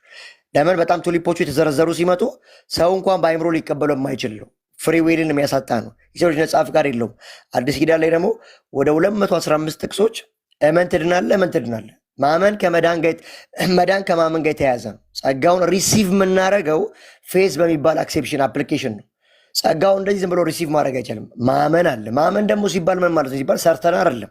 100% ክርስቶስ በሰራው ጽድቅ እኛ ስምናምን እንጸድቃለን ብለን ነው። ስለዚህ ቶታል ዲፕራቪቲ አምስቱን የተሸከመው እሱ ነው። የሰው ልጅ አጠቃላይ አልተበላሸም። ፓርሻል ነው፣ ዲፕሪቭ የሆን ነው። ኃጢአት የመስራት ሲንተካፋይ ሆነን እንጂ ፍቃድ የሌለን አላደረገንም እግዚአብሔር። ስለዚህ ኤፌሶን ምዕራፍ 2 ላይ በኃጢአታችሁና በበደላችሁ ሙታን በነበራችሁ ጊዜ ከክርስቶስ ኢየሱስ ጋር ሕይወት ተሰጣችሁ ማለት አጠቃላይ ብልሹ ነበራችሁ፣ አድኛችሁ አሳመንኳችሁ የሚል አናሎጂ የለውም። በቃ በራሳችን ጻድቅ ልንሆን አንችልም። የክርስቶስ ጽድቅ ያስፈልገናል። ቀደም አንተ እንዳነሳው ሮሜ ምዕራፍ 5:17 ላይ እንዳለው ነው። በአንዱ ምክንያት ሁሉ ኃጢአት ገባ፣ በአንዱ በክርስቶስ ደግሞ ለሁሉ መዳን መጣ ነው። ያን የሚያምን ሪሲቭ የሚያደርግ ይቀበላል። አሁን አብዛኛው ኤቲስቱና ክርስቲያን ያለው ነው ዓለም ላይ በጣም ብዙ ቢሊዮን ነው። ታዲያ ይህ ሁሉ ህዝብ ወንጌልን ሳይሰማ ነው? ሰምቷል። ግን ዊል አለው። ሰምቶ አክሴፕትም ማድረግ መግፋትም ይችላል። ግን ሲገፋው ምን አለ? ኮንሲኬንስ አለው። የሚያምን አሁን ህይወት አለው፣ በማያምን ግን አሁን ተፈርዷል። ሰዎች ክርስቶስን አለመቀበል መብታቸው ነው። ክርስቶስ የሞተው ለዓለም ነው። ባይቀበሉት ግን ምን አለ? ኮንሲኬንስ አለው። ምን? የዘላለም ሞት እሳት አለ ማለት ነው። ስለዚህ አምነን ነው የዳነው፣ ድነን ያመንነው ክርስትና ያቆም ነው። በዚህ አጋጣሚ ኦገስቲንን እንደ ቢጊኒንግ ያደርገዋል፣ ኬልቪንን ቢሆን። ነገር ግን ቶታል ዲፕራቪቲ በተአምር የስተት ትምህርት ነው። መቼም ነው ማንቀበለው። ሲጀምር ሚዲያ ላይ ግን በድፍረት መጥተው ኢየሱስ ለማን የሞተው ሲሆን ለተመረጠው ነው የሞተው ብሎ የሚናገሩ አንዳንድ ወጣቶች አሉ። ስለዚህ ይህ ትምህርት ልክ ነህ። አኬ ቀጥል አንተ። ባይዘ ቱሊፖቹን በተአምር ነው ማንቀበለው። ፓርሻል ዲፕራቪቲ ነው የምናምነው። ኢሌክሽኑ ራሱ ኮንዲሽናል ኢሌክሽን ነው ብለን የምናምነው። አቶንመንቱ ራሱ ሊሚትድ ሳይሆን አንሊሚትድ ነው። ለዓለም ሁሉ ነው ኢየሱስ የሞተው። ግሬሱ ደግሞ ሬዚስተብል ሊደረግ ይችላል። ኢሬዚስተብል ግሬስ አይደለም፣ የምንቋቋመው የምንችለው እንጂ የማንችለው ጸጋ አይደለም። ከዛ ባለፈ ያን ይመስላል ማለት ነው። ተባረኩ። በእንደዚህ አይነት ጉዳይ እንዲህ እንደና አንልም። በዚህ በቃ ልክ ካልሆነ ልክ አይደለም። እንግዲህ በአኬንደፎር ዛሬ የምታወሩት ቱሊፕ እና ጸጋ ብቻ ስለሆነ ሌላ ጊዜ ወደ እናንተ የምናመጣው ጥያቄዎች ይኖራሉ። ዛሬ ላለመረባበሽ በዚሁ ልጨርስና እናንተ ጋር ደግሞ አንዳንድ ጥያቄዎች ሲመጡ ማታምኑትን አናምንም ብላችሁ ታውዙትን አውግዙ። እሺ፣ እንደዚህ አድርጉ። ተባረኩ። ቀሲስዬ ይሄዱበታል። አንድ እንትን ፈልግ። እሺ፣ ይቀጥሉ። ቆይ እርሶ ይቀጥሉ። አይ ጥያቄ ስላለኝ ነው። በእውነት በጣም አሪፍ አሁን የገለጸው ነገር ተመችቶኛል። በጣም ጥሩ ነገር ነው። እንደው ይቅርታ አድርጉልኝና ይህ ፕሮፌት የሚል ስም ያለው ሰው በመጽሐፍ ቅዱስ በመረጃ የሚያወራ ሰው እኔ ባለፈውም ሰምቼዋለሁኝ። ፕሮፌት ሚኪያስ ጥሩ ነገሮች ነው ያወራው። በጣም ጥሩ ነገር ነው። ግን አንድ ጥያቄ መጠየቅ ፈልጌ ነው። አንቀበለውም ስትል ቱሊፕ በተመለከተ ምንድን ነው ሪትን የሆነ ዶክሜንት አላችሁ ወይ? አሁን ለማመን እኔ ይቸግረኛል። አሁን እንደ ጴንጤቆስጣል አይቀበሉትም ብዬ ለማለት እኛ ብለህ ስለሆነ ያወራኸው እንዴት ነው ማመን የምችለው? ይሄንን ነገር የተጻፈ ነገር አላችሁ ወይ? እንደ ግለሰብ ካልሆነ በስተቀር ኢንዲቪዥዋል ካልሆነ፣ ለምሳሌ ካልቪኒስቶችም ሆነ የሉተራን ሪትን የሆነ ነገር አላቸው፣ ዶክሜንት አላቸው፣ የሆነ ነገር የምናነበው። እንደ ጴንጤቆስጣል ግን አላችሁ ወይ? እኛ ብላችሁ የምትነግሩን እንድናምናችሁ ማለት ነው። አሁን የተናገርከውን ነገር ሌላው መጥቶ ነገ ሊያፈርሰው ይችላል። ሌላ ጴንጤ ይመጣና እቀበላለሁ ሊል ይችላል። አንድ ነን፣ ምንም ልዩነት የለንም ሲል ልታየው ስለምትችል እኔ ይህንን እንደው ብታስረዳኝ ፕሮፌት። ቴንክ ዩ። እሺ ቀሲስ፣ አንድ ለምሳሌ ሙሉ ወንጌል ቸርች የምታምነው በቶታል ዲፕራቪቲ አታምነው፣ በተአምር ነው የማታምነው። የስተት ትምህርት ነው ብላ የምታምነው። ግን ሳሊቬሽን ላይ 5ቱ ሶላዎችን በመቀበል ሁላችንም አንድ ነን። እኛ አሁን ባይዘው የተጻፈ ነገር አላት ወይ? እኔ አሁን የጠየቅኩት አሁን ልክ እንደ መጽሐፈ ስምምነት ወይም ደግሞ እንደ የኢትዮጵያ ሙሉ ወንጌል ቸርች፣ ህይወት ብርሃን፣ ብርሃነ ሰላም፣ ገነት ቸርቾች የሚባሉት አልተሆል ከቃሌው ቸርቾች ያሉት ቸርቾች ሁሉ የሚያምኑት በፓርሻል ዲፕራቪቲ ነው። በእምነት አቋማቸው ላይ ያለ ኮንዲሽናል ኢሌክሽን ነው። አርሜናዊ ናቸው። ካልቪንን ተቃውሞ የተነሳው ሰውዬ ማለት ነው። በሱ ትምህርት ነው የሚያምኑት አብዛኛዎቹ። ይሄ ደግሞ ሪትን ነው እኮ በጋራ የምታምኑበትን ልትጠቁሙ ትችላለህ። ማነበው መጽሐፍ ቀሲስ ግን እዚህ ጋር ይሄ ብርሃንና ሰላም ያልከው ቸርች ግን ፕሮፌቲ እንትን አሁን እዚህ ያልኩ የሆነ ነገር ብርሃንና ሰላም ማተሚያ ቤት ነው ቸርች አይደለም ይለኛል አለ። ግን አንተ ሰውዬ ተው። ብርሃነ ህይወት ብርሃነ ህይወት ነው እንዴ? ኦኬ፣ ህይወት ብርሃን ኦኬ፣ ብርሃንና ሰላም ኦኬ። እሺ እሺ። አዎ እኔ በጣም እውነት ለመናገር በቅንነት ነው ይሄን የምጠይቀው። እኔ በጣም ስለሚከብደኝ ነው።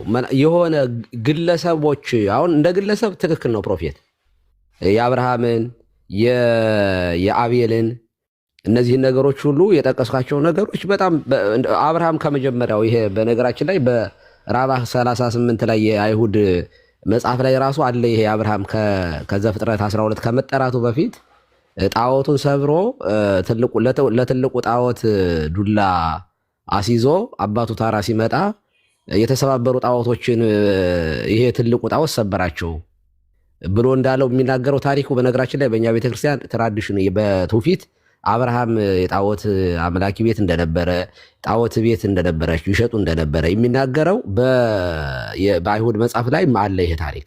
ስለዚህ አብርሃም እግዚአብሔርን መፈለጉን በአይሁዳውያንም ትውፊት ላይ በእኛም ቤተክርስቲያን ላይ ይሄ ትውፊት ከአይሁድ ያው ትውፊቱ ከእነሱ የተቀበልነው ነው። ኦፍኮርስ ስላለን የአብርሃም እግዚአብሔርን መፈለግ እንደገና ደግሞ በነገራችን ላይ ቅድም አክሊል እናንተ ስትናገሩ እምነት የሚባለው ነገር በራሱ እኮ ከፍቹ መጀመር የለበትም ወይ? አሁን እምነት ጸጋ ነው ለማለት አይደለምም ለማለት እኮ እምነት ምንድን ነው ሲጀመር? እምነት ማመን መታመን ከሆነ እንደዚያ ነው የሚለው። አሁን የጋራ እንኳን መዝገበ ቃላታችን ራሱ የሚናገረው የመጽሐፍ ቅዱስ መዝገበ ቃላት እንደው ቢያንስ በጋራችን እንስማማለን ብዬ ስለማስብ ነው። እምነት ይላል። እምነት ማለት እግዚአብሔር ታማኝ አምላክ በመሆኑ የተነገረውን በፍጹም ልብ ተቀብሎ በእግዚአብሔር የተስፋ ቃል ላይ ማረፍ ነው ይላል። ጢሞቴዎስ ሁለተኛ ጢሞቴዎስ 2:13 እና ቲቶ 3:8 ይጠቅሳል። አሁን እዚህ ጋር የምናየው በእኛ ቤተክርስቲያንም እምነት ማለት ማመን መታመን ነው። ማመን መታመን፣ የሚታመን አለ፣ የሚያምን አለ። ስለዚህ የሚታምነው እውነተኛ አምላክ አለ፣ የሚያምን ሰው ደግሞ አለ። ስለዚህ እምነት የሚባለው ስጦታ ነው አይደለም የሚለውን ራሱ ስናየው በወንጌል እናምናለን ስንል ወንጌል በራሱ ስጦታ ነው። አዎ ስጦታ ነው። ኦሪት በሙሴ እንደተሰጠ ጸጋና ሞገስ ወይም ጸጋው የተባለው ሕገ ወንጌል በኢየሱስ ክርስቶስ የተሰጠ ነው። ይሄ ምንም ጥያቄ የለውም እና እንትን መብራራት የለበትም ወይ ነው። ስጦታ ነው። አዎ ስጦታ ነው። ግን ስጦታ ነው ሲባል ለሁሉም ሰው ተሰጥቶ ሁሉም ሰው የሚድንበት ነው ወይ ማለት ነው ወይ? ጠዋት ላይ የዮሐንስ ወንጌል ምዕራፍ 10ን የሆነ ሰው እየጠየቀ ክርስቶስ እየሰማው ነበር። ለበጎቹ ነው የሞተው ይላል።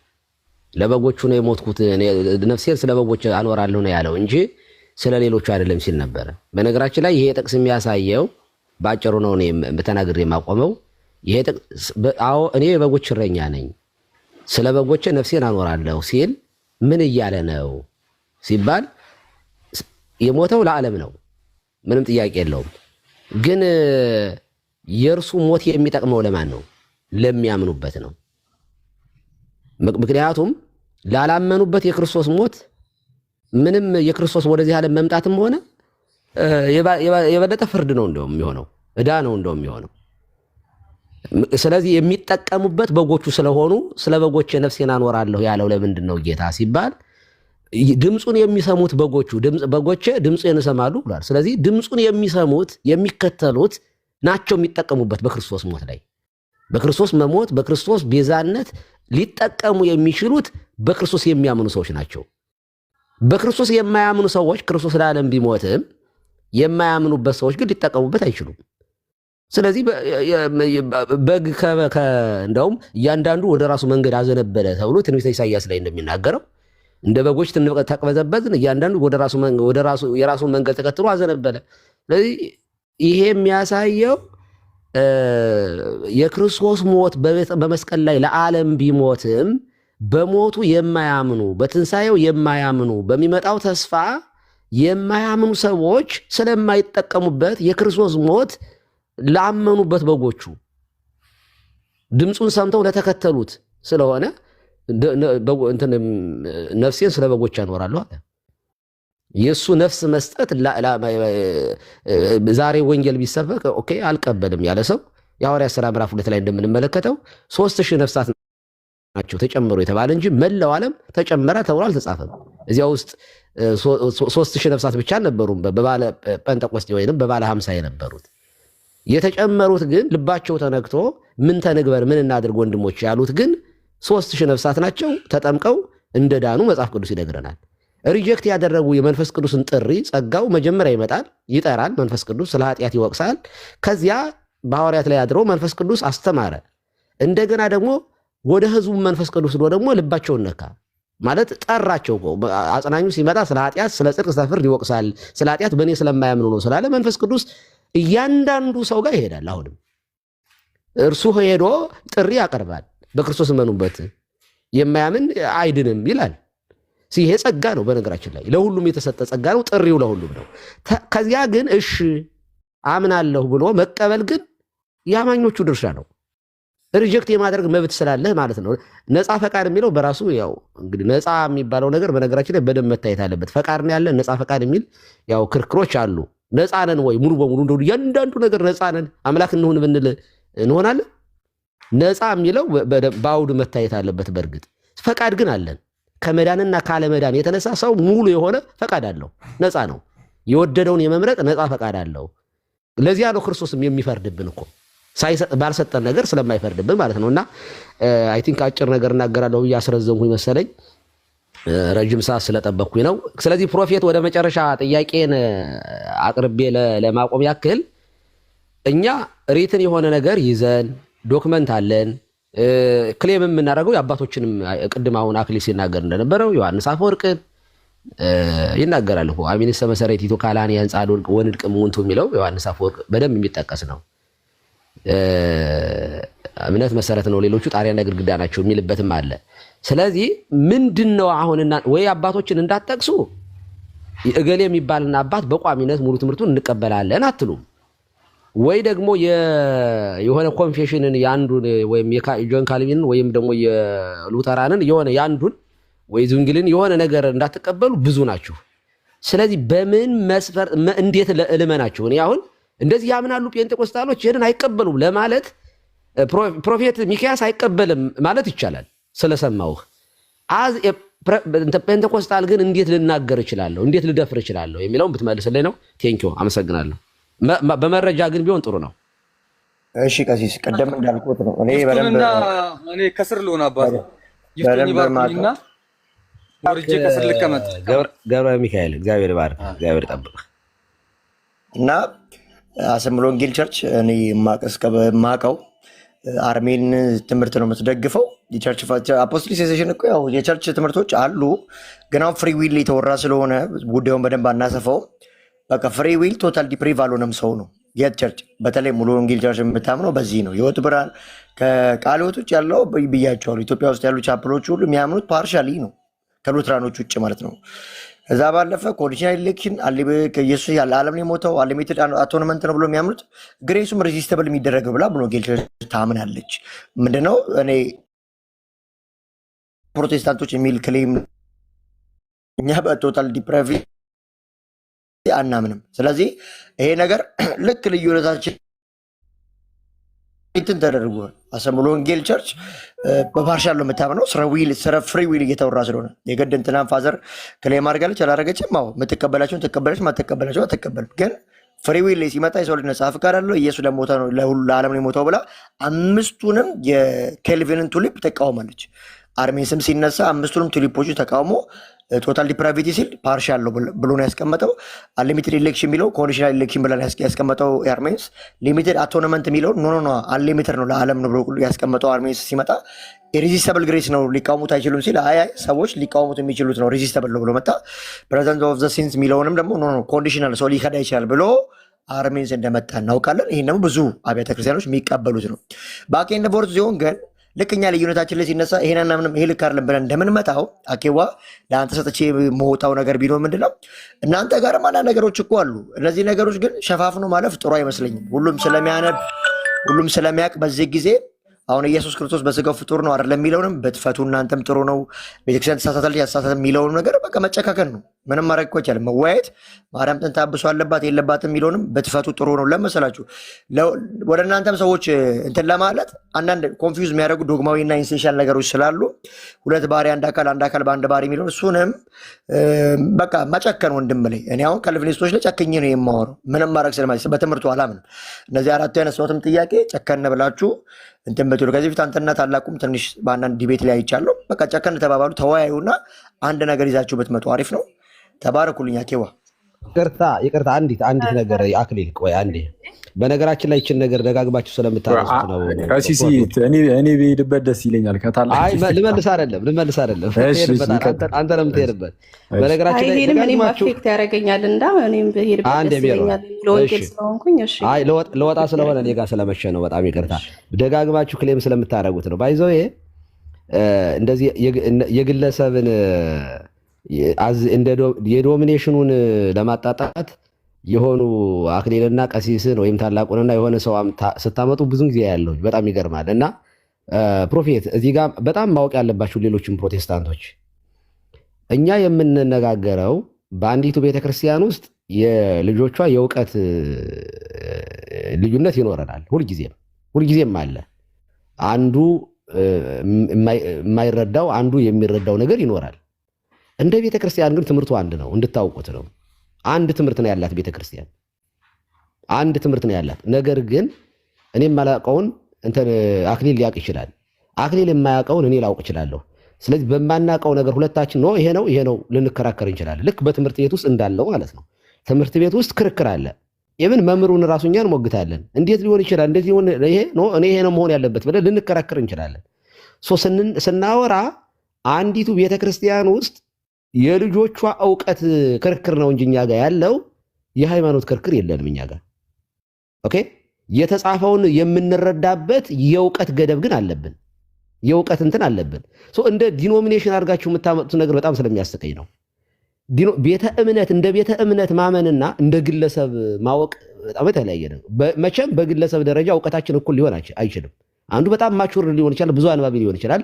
አንዱ ደግሞ ንባቡ ጎጭ ሊሆን ይችላል፣ በጣም አነስ ያለ ሊሆን ይችላል። ልክ የትምህርት ፊልዳችንም የተለያየ ሊሆን እንደሚችል አንዱ የአዲስ ኪዳን ትርጓሜ መምህር፣ አንዱ የብሉይ ኪዳን፣ አንዱ ደግሞ በቴዎሎጂ በሌላ እንደዚህ ያለ ሰው ሊሆን ይችላል። ስለዚህ እነዚህ ሰዎች እውቀት ላይ ሲያወሩ የሃይማኖት ልዩነት አድርጋችሁ የምታወሩት ነገር እውነት መናገር ሞኝ ናችሁ መሰለኝ። እንደዚህ ያለ ነገር እኛ ጋር እንደሌለን እንድታውቀው ነው። ቴንኪው። ቀጥሎ አክሊል። እኔ ግን ልሰናበታችሁ፣ ሚድናይት ሆኗል። በጣም ይቅርታ። እሺ፣ ቀሲ መልካም ያክብርልን። ሲሶ አለ። ሰላሙን እናመሰግናለን። ሲሶ ስም አታጥፋ። ከዚህ በኋላ ኖ ሞር ስም ማጥፋት እና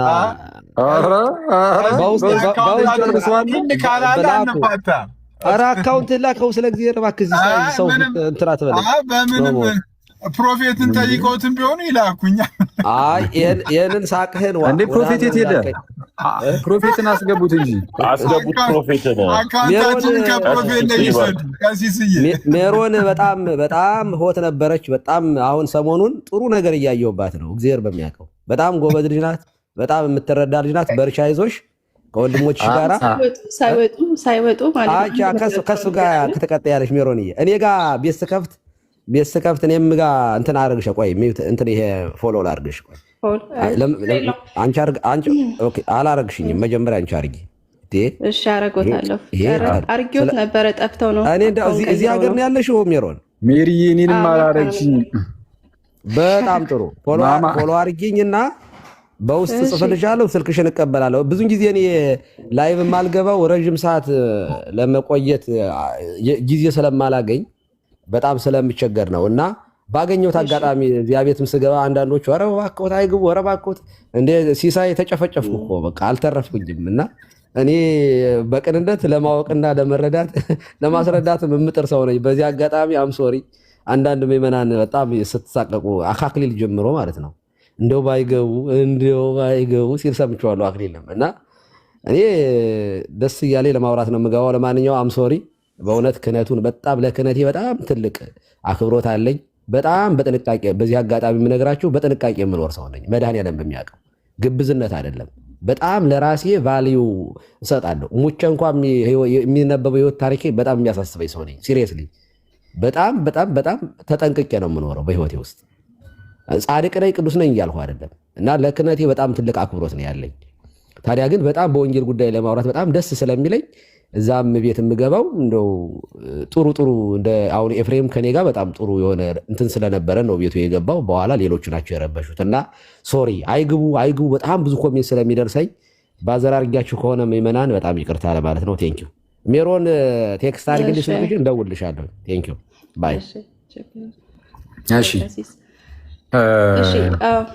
ቀጥል። እሺና እኔ አንድ እንትን መግለጫ የኛን መስጠት ፈልጋለሁ። ጊዜ ከሰጣችሁኝ አንድ 2-4 ደቂቃ። ከዛ አሁንም በተነገረው ላይ ሀሳብ አለኝ። በሙሉ ወንጌል መግለጫ አላት የተባለው ላይ እኔ በደስታ አንድ አክሊል ብሎ የጠየቀኝ ስላለ 2 ደቂቃ ብቻ ሜሪ፣ በጣም ይቅርታ አድርጊልኝ ነው። አክቹዋሊ እውነቱን ለመናገር እንትን አሁን ቀሲስ የተናገሩት ነገር ስላለ ከሱ የተለየ ነገር አልናገርም። እኔ ያንኑ ነገር ለመናገር ነበረ ያሰብኩትም። ምንድነው እሱም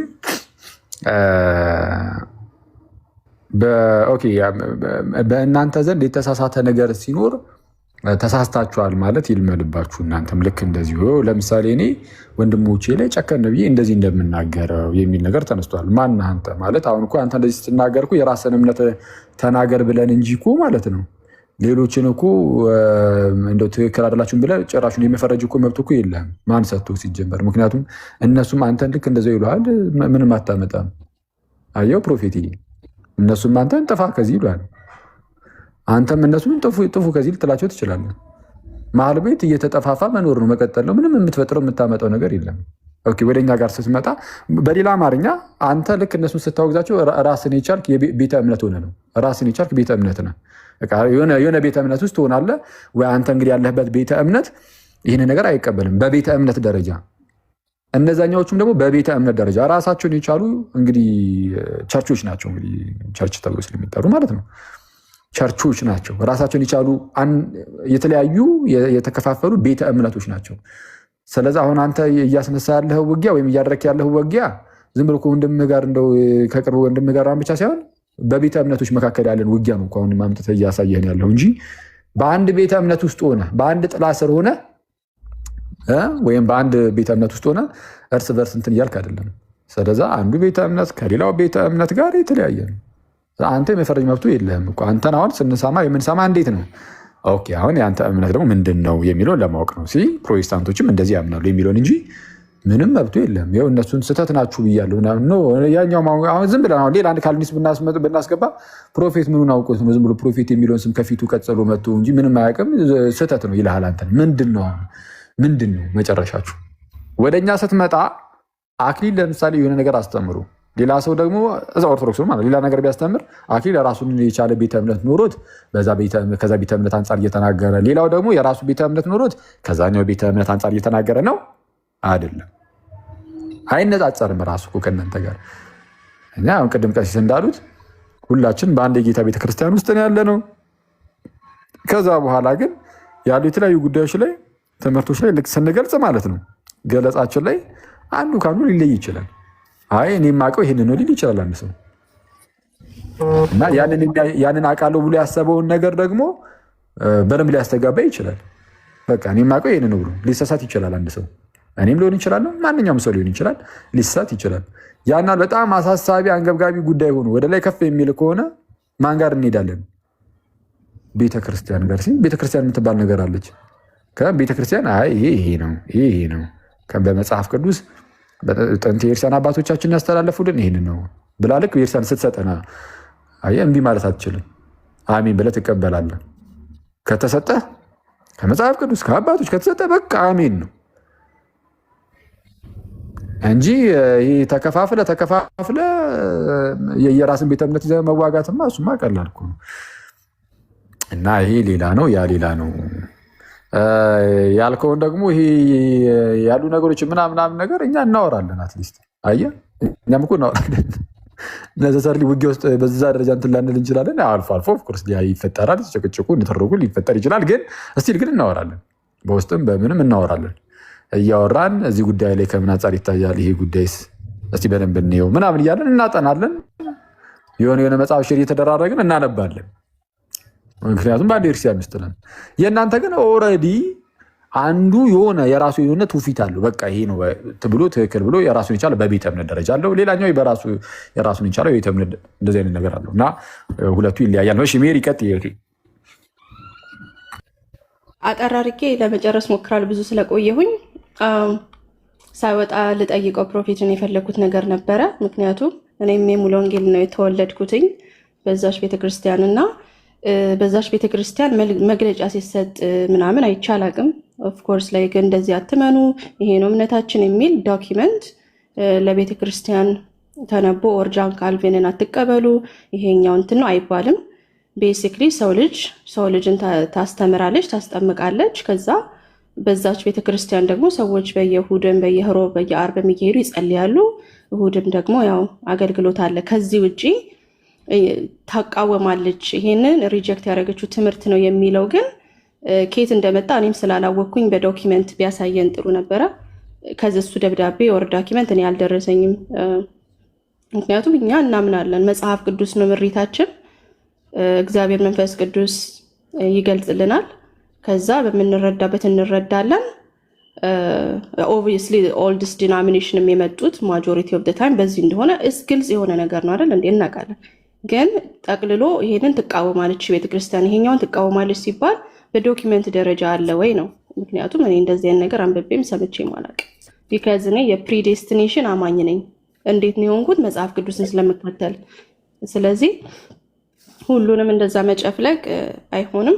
ግን አንድ አጠር ያለች ስለ ፕሪዴስቲኔሽን ኦር ስለ ነጻ ፍቃድ 1-2 ደቂቃ ማስረዳት ስለፈለግኩ ነው እድሉን ከሰጣችሁኝ። ከዛ ለሐዋርያ 2 ጥያቄ አለኝ። አንዱ ጥያቄ ስለፈጠረሽ ማለት እኮ አንድ ስለፈጠረሽ ማለት ተቀድሮ እንደዚህ ተወስኖብሽ ነው ሐዋርያ እንድትይ እና ከቁጥጥርሽ ውጭ ሆኖ ከሆነ እንደዛ ሆኖ ተነገሪ ብያለሁ። እግዚአብሔር እንደለ እንጂ ይሄ እያወራሁ ስለሆነ ነው። እሺ ይቅርታ። አኬን ታችን ይቅርታ። አይገርምም? ረሳሁ። እሺ እግዚአብሔርን አስቤው አይደለም። እሺ ስለዚህ ስለ ፕሪዴስቲኔሽን ከካልቪኒዝም ፐርስፔክቲቭ መረዳት አለባችሁ ብዬ አምናለሁ። ማለት ሁሉም ሰው እየመጣ የለም ይላል፣ ግን ከራሱ ተነስቶ እየተናገረ ይመስለኛል። ማለት ሙሉ መጽሐፍ ቅዱስ ቤሲክሊ አዲስ ኪዳን በተለይ የጳውሎስ ትምህርቶች የሚያስረዱት ፕሪዴስቲኔሽንን ነው። እሱ ብቻ ሳይሆን አዲስ ብሉይ ኪዳንም ማለት ነው። ስለዚህ ምን ማለት ነው ፕሪዴስቲኔሽን ስንል? እኛ የምናምነው መዳን በመጀመሪያ የእግዚአብሔር ስራ እንጂ የሰው ስራ አይደለም ብለን ነው የምናምነው። ቤሲክሊ ዊር ሴይንግ ምን ማለት ነው? ያህም ደግሞ ሰው በኃጢአቱ ወድቆ ስለነበረ በራሱ ኃይል ወደ ክርስቶስ መምጣት አይችልም። 4 ነጥብ። ስለዚህ በራሳችን ካልመጣን ዊር ፕሪዴስቲንድ ወር ተወስነናል ማለት ነው። ስለዚህ አብ መጀመሪያ መሳብ አለበት። ኦኬ ፕሪሬኩዚቱ እኛ ሳንሆን አብ ነው። ከዛ ምን ማድረግ አለበት? ልብን መክፈት አለበት። ይሄን ካልሆነ እኛ ምን የምናደርገው ነገር የለም። ከዚያም ሰው በእውነት ወደ እምነት ይመጣል ማለት ነው። እምነት የመጣው ከዚህ ሁላ ፕሮሰስ በኋላ ነው እንጂ በራሱ ተነሳስቶ እግዚአብሔርን ልፈልግ ብሎ አይደለም ብለን ነው የምናምነው። ይህ ማለት ሰው አይመርጥም ማለት አይደለም። ማለት ግን የመዳኑ የመጀመሪያ ምክንያት ሰው ሳይሆን እግዚአብሔር ነው ማለት ነው። ስለዚህ እኛ እንዲሁ እናምናለን። እግዚአብሔርም ለማመን ምህረት ሊያደርግ ግዴታም የለበትም ብለን እናምናለን። ይሄ ትልቁ የኔም ሀሳብ ነው። እግዚአብሔር ግዴታ የለበትም ሁሉንም ሰው የመማር ምድር ላይ ያለውን ምህረት ዕዳ ሳይሆን ጸጋ ስለሆነ ማለት ነው። ሁሉም ሰው ፍርድ የሚገባው ከሆነ እግዚአብሔር አንዳንዶችን በጸጋ ማዳኑ ፍትህን አያፈርስም፣ ይልቁንም ምህረቱን ያሳያል ብለን እናምናለን። ስለዚህ ፕሪዴስቲኔሽን ምንድን ነው? በአጭሩ እግዚአብሔር ከዘላለም በፊት ማንን እንደሚያድን በራሱ ፍቃድና ጸጋ መወሰኑ ነው። ኦኬ ይሄ ማለትስ ምንድን ነው? ምን ማለት ነው? ምንድነው ውሳኔ ማለት ሲባል መዳን በሰው ብልህነት አይጀምርም፣ በሰው ጥረት አይጀምርም። ኦኬ በሰው ራሱ ማሻሻል አይጀምርም። ዛሬ ተነስቶ ቅዱስ ልሁን ብሎ አይደለም የጀመረው። በእግዚአብሔር የቅድመ ጸጋ ነው የሚጀምረው። ያው ቃሉን በትክክል ተናግሬያለሁ። በሱ ጸጋ ማለት ነው። እሺ ስለዚህ እሱ ጋር ከሆነ በኋላ ደግሞ እግዚአብሔር ራሱ መሳብ አለበት። ስቦን ደግሞ ለምንድነው ምክንያቱ? ለምንድነው እሱ መሳብ ያለበት? ምክንያቱም መጽሐፍ ቅዱስ በኃጢአት ውስጥ ወድቆ ነበረ ይላል። የሰው ልጅ ወድቋል። ስለዚህ ራሱን መሳብ ወደ እግዚአብሔር አይችልም። ቶታል ዲፕራቪቲ የምንለው ማለት ነው። ወደ ቶታል ዲፕራቪቲ እመጣለሁ። ምን ማለት ነው? ይሄ ኃጢአትን ይወዳል ማለት ነው። ለምንድነው እግዚአብሔር መሳብ ያለበት? ኃጢአታችንን ስለምንወድ ወደ እሱ መቅረብ አንፈልግም። በራሱ ክርስቶስን አይፈልግም። በራሱ ተነሳስቶ ክርስቶስን አይፈልግም። መንፈሳዊ ነገር በራሱ አይቀበልም እያልን ነው። እግዚአብሔር ወደ ራሱ ይሰባዋል ስንል ማለት ነው። ስለዚህ ይህንን ማን ብሎታል? ክርስቶስ ራሱ በዮሐንስ 6 ላይ ምን ብሏል? የላከኝ አብ ካልሳበው በቀር ማንም ወደ እኔ ሊመጣ አይችልም ብሎ ዘግቶታል ማለት ነው። ስለዚህ ይህ ቁጥር የሚያሳየን ምንድን ነው? ሰው በራሱ ሊመጣ አይችልም። እግዚአብሔር መጀመሪያ ሊሰራ ይገባዋል ማለት ነው። እግዚአብሔር ልብን ሊከፍት፣ ሰው ደግሞ በእውነት ሊቀበል ሊመጣ ይገባዋል ማለት ነው። ስለዚህ ይሄ ማለት ደግሞ ፍሪ ዊል የለም ማለት ነው ብላችሁ ጠይቃላችሁ። ታዲያ ፍሪ ዊል የቱ ጋር ነው? አዎ ፍሪ ዊልን 100% አንክድም። ኦኬ ሰው ይመርጣል፣ ይፈልጋል፣ ይወስናል፣ እናምናለን። እኛም ግን የወደቀ ሰው ፈቃድ በኃጢአት ምክንያት ተገድቧል ብለን እናምናለን። ነፃ ፈቃዱ ኦኬ ማለት ምን ማለት ነው? ሰው የሚፈልገውን ይመርጣል። ኦኬ ግን በተፈጥሮ ክርስቶስን አይፈልግም። ስለዚህ እግዚአብሔር ልቡን ሊለውጥ ይገባዋል መጀመሪያ። ኦኬ ስለዚህ ሌላው ደግሞ የሚመጣው ታዲያ እንደዚህ ከሆነ እግዚአብሔር ሁሉን መማር አለበት የለበትም ነገር ላይ እንመጣለን። ቅድም የተነገረው ለሁሉ ሰው ሞተዋል፣ ሁሉ ሰው ድኗል እያለን የመናገርም ነገር ውስጥ ገብተን ነበረ። ስለዚህ ይሄን ነገር ስንመጣ ደግሞ ፍትህ የሚባል ነገር አለ። ፍትህና ምህረት የተለያዩ ነገሮች ናቸው ብለን እናምናለን። እንደ ካልቪኒስት ቪው ተቀባዮች ማለት ነው። 100% እንትንም ባልለው በፕሪዴስቲኔሽን እገናኘዋለሁ ካልቪንን ማለት ነው። ፍትህ ማለት የሚገባውን መስጠት ማለት ነው። ኦኬ፣ ምህረት ማለት ደግሞ የማይገባውን በጸጋ መስጠት ማለት ነው። ሁሉም ኃጢአተኛ ከሆነ ብለን ካመንን ማለት ነው ሆፕፉሊ እናምናለን ሁላችንም ኃጢአተኞች እንዲሆነ የሚገባን ፍርድ ነው ብለን ማመን አለብን ማለት ነው። ስለዚህ እግዚአብሔር ሁሉም በፍርድ ቢተው ፍትህ ነው። እስቲል ሁሉንም በቃ ወደ ሲኦል ልላካቸው ቢል ፍትሃዊ ነው። እኛ ምናምነው እንደዛ ነው። ከዛ አንዳንዶቹን ከዛ ውስጥ ደግሞ ቢያድን ይሄ ደግሞ ጸጋ ነው ብለን እናምናለን። ለዚህ ነው ፌር ነው ፌር አይደለም ብለን ማንጠይቀው። ስለዚህ ምንድነው ቤሲክሊ የሚያሳየን ማንንም የማዳን ግዴታ የለበትም ነው። እግዚአብሔር ማንንም ሰው የማዳን ግዴታ ሳይሆን የራሱ ውዴታ ነው። ምክንያቱም ሰው ሁላ በኃጢአት አድቋል፣ በተፈጥሮ ከእግዚአብሔር ተለይቷል። እግዚአብሔርን ለማዳን ደግሞ ግዴታ የለበትም ብለን ስለምናምን ማለት ነው። እና ጥሪው ላይ ጥያቄ አንስታችሁ ነበር። ስለዚህ ሰው ሲጠራ ሪጀክት ያደርጋል አያደርግም የሚባለው ላይ ስትመጡ እኛ በምን እናምናለን? ኢሪሲስቲብል ግሬስ ነው። ሁለታዊ ጥሪ እናምናለን። ውጫዊ ጥሪ የሚባል ነገር አለ፣ ውስጣዊ ጥሪ የሚባል አለ። ኦር ደግሞ ኢፌክቲቭ ኮሊንግ የምንለው ማለት ነው። ስለዚህ ውጫዊ ጥሪ ምንድን ነው? ይህ ወንጌል ሲሰበክ ለብዙ ሰዎች የሚሰጥ ጥሪ ነው። ቤሲክሊ ሁሉ ሰው ይሰበክለታል። ይሄንን አልፈልግም የማለት ከፈለገ የመቀበል ይሄ መብቱ አለው። ጥሪውን ሪጀክትም አክሴፕትም የማድረግ ማለት ነው። ለምሳሌ ወንጌል ተሰበከ፣ ሰውየው ይሰማል፣ ግን ልቡ ጠንክሮ አልቀበልም ማለት ነው። ስለዚህ እየመረጠ ነው ማለት ነው። ይህን መቃወም ይቻላል። የሰው ልጅ ይህን መቃወም ይችላል። ውስጣዊ ጥሪን ግን መቃወም አይችልም ብለን እናምናለን። ኢፌክቲቭ ኮሊንግ የምንለው ማለት ነው እንደ ካልቪኒዝም ትምህርት። ይህ ማለት ምንድን ነው? እግዚአብሔር በመንፈስ ቅዱስ ልብን ሲከፍት የሚያደርገው ጥሪ ነው። ይቅርታ፣ ውስጣዊ ጥሪ የምንለው ማለት ነው። ይህ ጥሪ ሰውን በግድ እንደ ሮቦት አይጎትተውም። አሁን እዚህ ጋር ስትል ታዲያ እንደ ሮቦት ተጎትቼ ነው የሄድኩት ታዲያ የሚባል ነገር ስለሚነሳ፣ ነገር ግን ምን ያደርጋል? እግዚአብሔር ልቡን ይለውጣል እና ሰውየውን በእውነት ክርስቶስን እንዲፈልግ ያደርገዋል። ስለዚህ ምንድነው ፍላጎቱን ኦልሬዲ ስለጨመረብኝ እሺ ስል ተገድጄ አይደለም፣ ሮቦት አይደለሁም ማለት ነው። ምክንያቱም ልቤ ስለተቀየረ ነው እሺ ያልኩት። ስለዚህ ሰው ልጅ ውጫዊ ጥሪ ሊቃወም ይችላል ብለን እናምናለን። ነገር ግን እግዚአብሔር በልብ ውስጥ ምንድን ነበር የፈለኩት በኃይል ሲሰራ ያ ጥሪ ሰውን በእውነት ወደ ክርስቶስ ያመጣዋል። ያንን እምቢ ማለት አይችልም ማለት ነው። ስለዚህ መቃወም ይችላል ወይ ስንል ውጫዊውን ይችላል፣ ውስጣዊውን ግን አይችልም። ምክንያቱም እስከ መጨረሻው እምቢ ብሎ ሬዚስት ሊያደርገው አይችልም ብለን እናምናለን ማለት ነው። እና ይሄው ነው። ጥያቄን ከመጠየቄ በፊት ግን አንድ የተነሳ ጥያቄ እንትን ነበረ። በአብርሃም ተነስቶ ነበር። እሽችን ብቻ አንድ ደቂቃ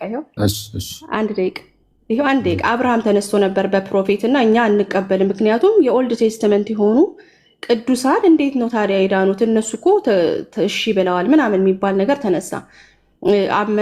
አብርሃም አመነ ጽድቅም ሆኖ ተቆጠረለት የሚለውን ጥቅስም ይዞ መጥቶ ነበር ፕሮፌት።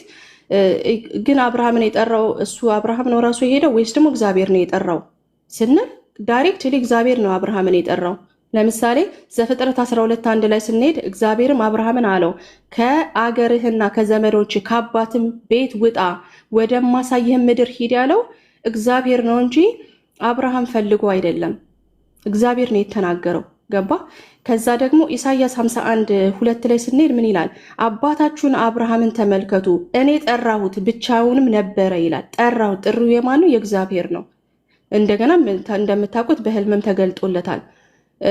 እና ብዙ ነቢያትን ስናይ ከዳዊትም ጨምሮ ሁሉንም እግዚአብሔር መጀመሪያ ልባቸውን ስለለወጠ ነው እንጂ እግዚአብሔርን የፈለጉት እነሱ በራሳቸው ተነሳስተው አይደሉም ብለን እናምናለን ማለት ነው። ስለዚህ ሆፕፉሊ ፕሪዴስቲኔሽን እና የእግዚአብሔር ምርጫ ፍትሐዊነትና ምህረቱ ገብቷቸዋል። ሁለት ጥያቄ ያለኝ ግን እዚህ ያልኩት ነገር ላይ ሀሳብ ካለ ቀጥል አኬ ሐዋርያ። እሺ እንደ ሮቦት አይደለንም ለተባለው በመለወጥ ሰዓት እንደ ሮቦት ናችሁ ወይስ አይደላችሁ? በመለወጥ ሰዓት ነው ያልኩት፣ ከተለወጣችሁ በኋላ ሳይሆን በመለወጥ ሁኔታ ውስጥ እንደ ሮቦት ናችሁ ነው የምትለወጡት አይደለም? እሺ በሕዝቅኤል ምዕራፍ 36 ቁጥር 26 ላይ እንደተናገረው አዲስ ልብን እሰጣቸዋለሁ አዲስ መንፈስንም በውስጣቸው አሳድራለሁ ሲል ይሄ የእግዚአብሔር መለኮታዊ ስራ ነው። በዛ ሰዓት እንግዲህ የሚለውጠው ነገር አለ እንዳልከው። በዛ ሰዓት እንደዛ በምትለወጡበት ጊዜ እንደ ሮቦት ናችሁ አይደላችሁ? እኛ አይደለንም፣ እግዚአብሔር ነው ልቡን አዲስ ልብ። ስለዚህ አሮጌ ልብ ድንጋዩን ልብ አውጥቼ አዲሱን እሰጣለሁ ሲል እንግዲህ ቀይሯል። እንግዲህ እኩሳ ምን እናደርግ ማለት እኩሳ እንደዛ ማለት ነው አይደለ? ስለዛ ከእናንተ ምንም ስለማታደርጉ እንደ ሮቦት ነገር ናችሁ ማለት ነው። በዛ ሰዓት እግዚአብሔር ሮቦት እንዴት ሊሆን እንችላለን? አይ ሮቦቱ ምንም አያደርግም። ልክ ምንም የማያደርግ ማለት ነው። ሌላ ሮቦትን ያው ፕሮግራም እንደሚያደርገው ምናምን በቃ የሆነ ሌላ አካል ነው። ሮቦት ግን ምንም ማድረግ አይችልም። እንደተደረገው ነው የሚሆነው። በመለወጥ ሰዓት እንደ ሮቦት ናችሁ የእናንተ ነው አይደለም? እንደዛ ብዬ አልቀበለውም። ቢካዝ ዘ ሰከንድ ኢፌክቲቭ ኮሊንግ ያልኩ ማለት ሁለተኛው ያልኩ ኮሊንጉ ምን ያደርጋል? እግዚአብሔር እሱን እንድትፈልገው አይነት ልብ ይሰጣል። ከእሱማ እሱ ከመለወጥ በኋላ አቤላ ከታች እምቢ ማለት ይቻላል ወይ? በመለወጥ ሰዓት በመለወጥ ሰዓት ላይ አንቺ እሺ ማለት ትችላለሽ? ሜሪ እሺ እንትኑ ጥያቄው ራሱ ትንሽዬ ፋላሲ ያለበት ይመስለኛል። ለምን መሰለ? ለምን አሁን የእግዚአብሔር በመለወጥ ችለት ውስጥ እኮ ኢኔብል የሚያደርግ እንድታምነው እሱን እንድትከተለው መጀመሪያ እኮ ጠራ። አብ ካልጠራው በስተቀር ወደ እኔ መጣ የለም አለ። መጣ ወደሱ ስትመጣ ደግሞ ልብህን አዲስ ቀይሮ ደግሞ ሌላ ልብ ይሰጥና እንድትፈልገው ዮሐንስ 6:44ማ እንደዛ አይደለም ሀሳቡ። ምንም ትመጣለህ ከመጣ በኋላ ደግሞ እንደዚህ ያደርግሃል ምናምን አይደለም። ገና ከጅምሩ እዛው ጋር የሚመጣው እኮ ከአብ የተማረ ነው ተብሏል። ሲጀምር ከአብ የሚማር ሰው እኮ ነፃ ፈቃድ ያለው ሰው እኮ ነው። ምንም ከአብ የሚማር አብን የሚሰማ የሚያዳምጥ ምን አይነት ሰው እኮ ነው። ነቃ ደንገጥ ያለ ነው። እናንተ እንደምትሉት አይነት ሙሉ በሙሉ ሞት ውስጥ ያለ ሰው አይደለም። እሱን ሳይሆን እያልኩሽ ያለሁት በመለወጥ ሰዓት አላችሁም ሰው ነፃ ፈቃድ የለውም። ሙሉ በሙሉ የእግዚአብሔር ጉዳይ ነው። የድንጋይ ልብ አውጥቼ የስጋ ልብ ሰጣችኋለሁ ብሏል ሕዝቅኤል ላይም ብለሽናል። ስለዚህ በዚህ ወቅት ላይ ሰውየው ምንም ነገር አያደርግም። በቃ እግዚአብሔር ነው ዝም ብሎ ሰውየው ላይ የሚሰራው። እንደዛ ከሆነ ያ ሰውዬ እንደ ሮቦት ነገር ነው ወይ? ምንም ማድረግ ካለመቻሉ አንጻር ስንስ ይሄ ነገር እግዚአብሔርን ፕሌዥር ስለሚሰጠው የዓለምን ከንቱ ነገር ጠራሁኝ ብሎ ስላለ በቃ እሱን እንደዛ ብዬ ማለት አልችልም። እንደዛ እኔም ብዬ ምንን ፐርሰናሊ እኔም ብትጠይቀኝ ከለወጠኝ በኋላ አዲስ ልብን ከሰጠኝ በኋላ እሱ ከጠራኝ በኋላ እኔ ፈልጌው ሳይሆን እሱ ከመጣ በኋላ እሱ የሚፈልግበት ዲዛየር ስለተሰጠኝ ተከተሏል። በፈቃዴ ነው መከተለው። ሮቦት እኮ ማለት ነው። ከመለወጥ በኋላ ያለውን አላልኩም፣ በመለወጥ ሰዓት ያለውን። አሁን እኮ ይኸውልሽ እንትን አለ አሁን ራሱን ችሎ እንደዛ ማለት ትችላለህ። አንደርስታንድ እሺ፣ ጊዜ ላለመፍጨት እንደዛ ልትለው ትችላለህ። ማለት እሱ ስለሚያደርገው ስራውን አንተ ይድንን ፓርቲሲፔት። ስለዛ በመለወጥ ሰዓት እንደ ሮቦት ነው የሚለውን እንደዛ ማለት ትችላለህ ተብሏል። እሺ፣ ስለዛ ሮቦት አትለማ። እሺ፣ ግን እንደዛ ማለት ትችላለህ። ግን ጎይንግ ፋንክሽን ስላለው ሮቦት ነው። ከዛ በኋላ ከሮቦትነት ደግሞ ወደ ህይወትን ይዘራባችሁ ነው አብራችሁ መተባበር ትችላላችሁ። ስለዛ የሆነ እሺ ችግር የለውም። እኛ አሁን ይህንን አንቀበልም ነው የምንለው። እኛ ደግሞ የእግዚአብሔር ስራ ነው። በመጽሐፍ ቅዱስ አስረድተህ ብትነግረኝ፣ ምክንያቱም አሁን ያልኳቸው ነገሮች ሜክ ሴንስ ያደርጋሉ፣ መጽሐፍ ቅዱስም ይደግፈኛል በብዙ ጥቅስ። ስለዚህ አይደለም ስትል ደግሞ has to come from the Bible and then ደግሞ a good explanation for what you say። እስቲ የመጽሐፍ ቅዱስ ጥቅስ የሮቦቱን ፓርት ወይም ደግሞ የዚህ እንትኑን ፓሲቭ ዊል ነበረን ምንም እኛ መፍቀድ በማንችልበት ሁኔታ ሄዳን ነው ያለ ፍላጎታችን ያለ ፈቃዳችን ድነናል ለሚለው እስቲ አንድ ጥቅስ እስቲ ያለ ፈቃዳችን ያለ ፍላጎታችን የሚለውን የዳን ነው የሚለውን እስቲ አንድ ጥቅስ ስጭን እስቲ። ሌላም ጥቅስ አለኝ ግን አንድ ያወጣሁት ጥቅስ ኦልሬዲ ስላለ ነው። ምን ይላል መሰለ? አንደኛ ቆሮንቶስ ምዕራፍ 4 ቁጥር 7 ላይ የታል 7 ኦኬ። ለመሆኑ አንተን ከሌላው እንድትበልጥ ያደረገህ ማን ነው? ያልተቀበልኸው የራስህን የሆነ ነገር ምን አለ? ያልተቀበልከው ለማለት ነው። ያልተቀበልከው ምን አለ ሲል አንጻራዊ አይደለም። ሁሉ ነገር የተቀበልከው እኩስ የተቀበለው ያለ ፈቃዱ ያለ ፍላጎቱን ይላል። እኛ እኮ አልተቀበልንም አይደለም፣ ያለ ፈቃዳችን ግን አይደለም። ያለ ፈቃዳችን ነው ያለ ፍላጎታችን ነው የምትሉት ግን ሐሰት ነው እያለን ነው። እኔ ደግሞ የጠየኩሽ ተቀበለናል የሚል አምጡ ወይም አምጪ አይደለም እያልን ያለ ነው። እያልኩ ያለሁት ያለ ፍላጎታችን ያለ ፈቃዳችን የሚለውን አምጪው። ያለ ፍላጎታችን አትልም፣ ግን በመጽሐፍ ቅዱስ አዋድ መሰረት መቼስ አዘ ክርስቲያን ሳንፈልግ ጠራን አንልም። ግን እሺ ፊልጵስዩስ 1:29 በክርስቶስ ማመን ተሰጥቷችኋል አለ እኮ። እና ታዲያ ያለ ፍላጎታችን ወይም ያለ ፈቃዳችን ይላል? የለም እኮ ትምህርቱ እኮ የለም። ለዚህ ትምህርት የምታውቁት ከየት ነው የመጣው? እሺ አንድ ዋን ስቴፕ ልጠይቅ። ከየት ነው የመጣው? ያለ ፈቃዳችሁ ተቀበላችሁ በፈቃዳችሁም ገባችሁ የሚለው ትምህርት ከየት ነው የመጣው? እንዴ ከእናንተ ነው። ጥያቄዎች ራሱ ትክክል ነው እንዴ ብዬ ጠይቃለሁ። እኔ ደግሞ እኮ ከእናንተ ነው። እናንተ እኮ ናችሁ። እኛ ምንም ያለ ፍላጎታችን ያለ ፈቃዳችን እያላችሁ ያላችሁት እኮ እናንተ ናችሁ። ምንም ፈቃድ የለንም ፍላጎትም የለንም እያላችሁ ስለሆነ እና ሳንፈልግ ሳንፈቅድ እንደ ሮቦት ነገሩንን እግዚአብሔር አዳነን ከዛ በኋላ ግን እንተባበራለን እያላችሁ ስለሆነ አሁን ችግሩ ምን መሰለሽ? ይህ ትምህርቱ መጽሐፍ ቅዱስ ላይ የለም እና መጽሐፍ ቅዱስ ላይ ስለሌለ ምን አይነት ጥቅስ ነው የሚያመጡት? ልክ አሁን አንቺ እንዳደረግሽው ካልቪኒስቶቹ የሚሰጡት በቃ እንደዚህ ነው። ይኸው ምን ያልተቀበልነው አለ፣ ሁሉንም እኮ ተቀብለናል ነው የሚለው እያለ ያመጣል። ተቀብለናል። እሺ ምንና ምን? በፈቃዴ በቃ ፈቅጄ ይቀበላለሁ። ፈቃዴን መች እዚህ ጋር ፈቃድ የላችሁ መች ተባልን?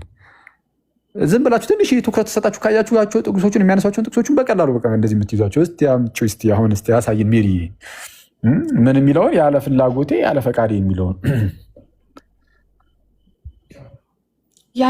ያለ ፍላጎት ስትል ማለት ምን ማለት ነው? እሺ አስረዳኝ። ምን ማለት ነው ያለ ፍላጎቴ ስትል? አሁን ለምሳሌ የሚቃጠል እሳት ቤት ውስጥ ያለ ሰው በቃ መዳን አልፈልግም እዚሁ መቃጠል ነው የምፈልገው ነው የሚለው ወይስ መውጫ በር ነው የሚፈልገው? ምን ያደረገ ሰው ለምሳሌ የሚቃጠል እሳት ቤት ውስጥ ያለ ለሰው የሆነ ጨርቁ ብቻ እሳት የነካበት ለምሳሌ ቤቱ ሙሉ ለሙሉ ሊነድ ነው።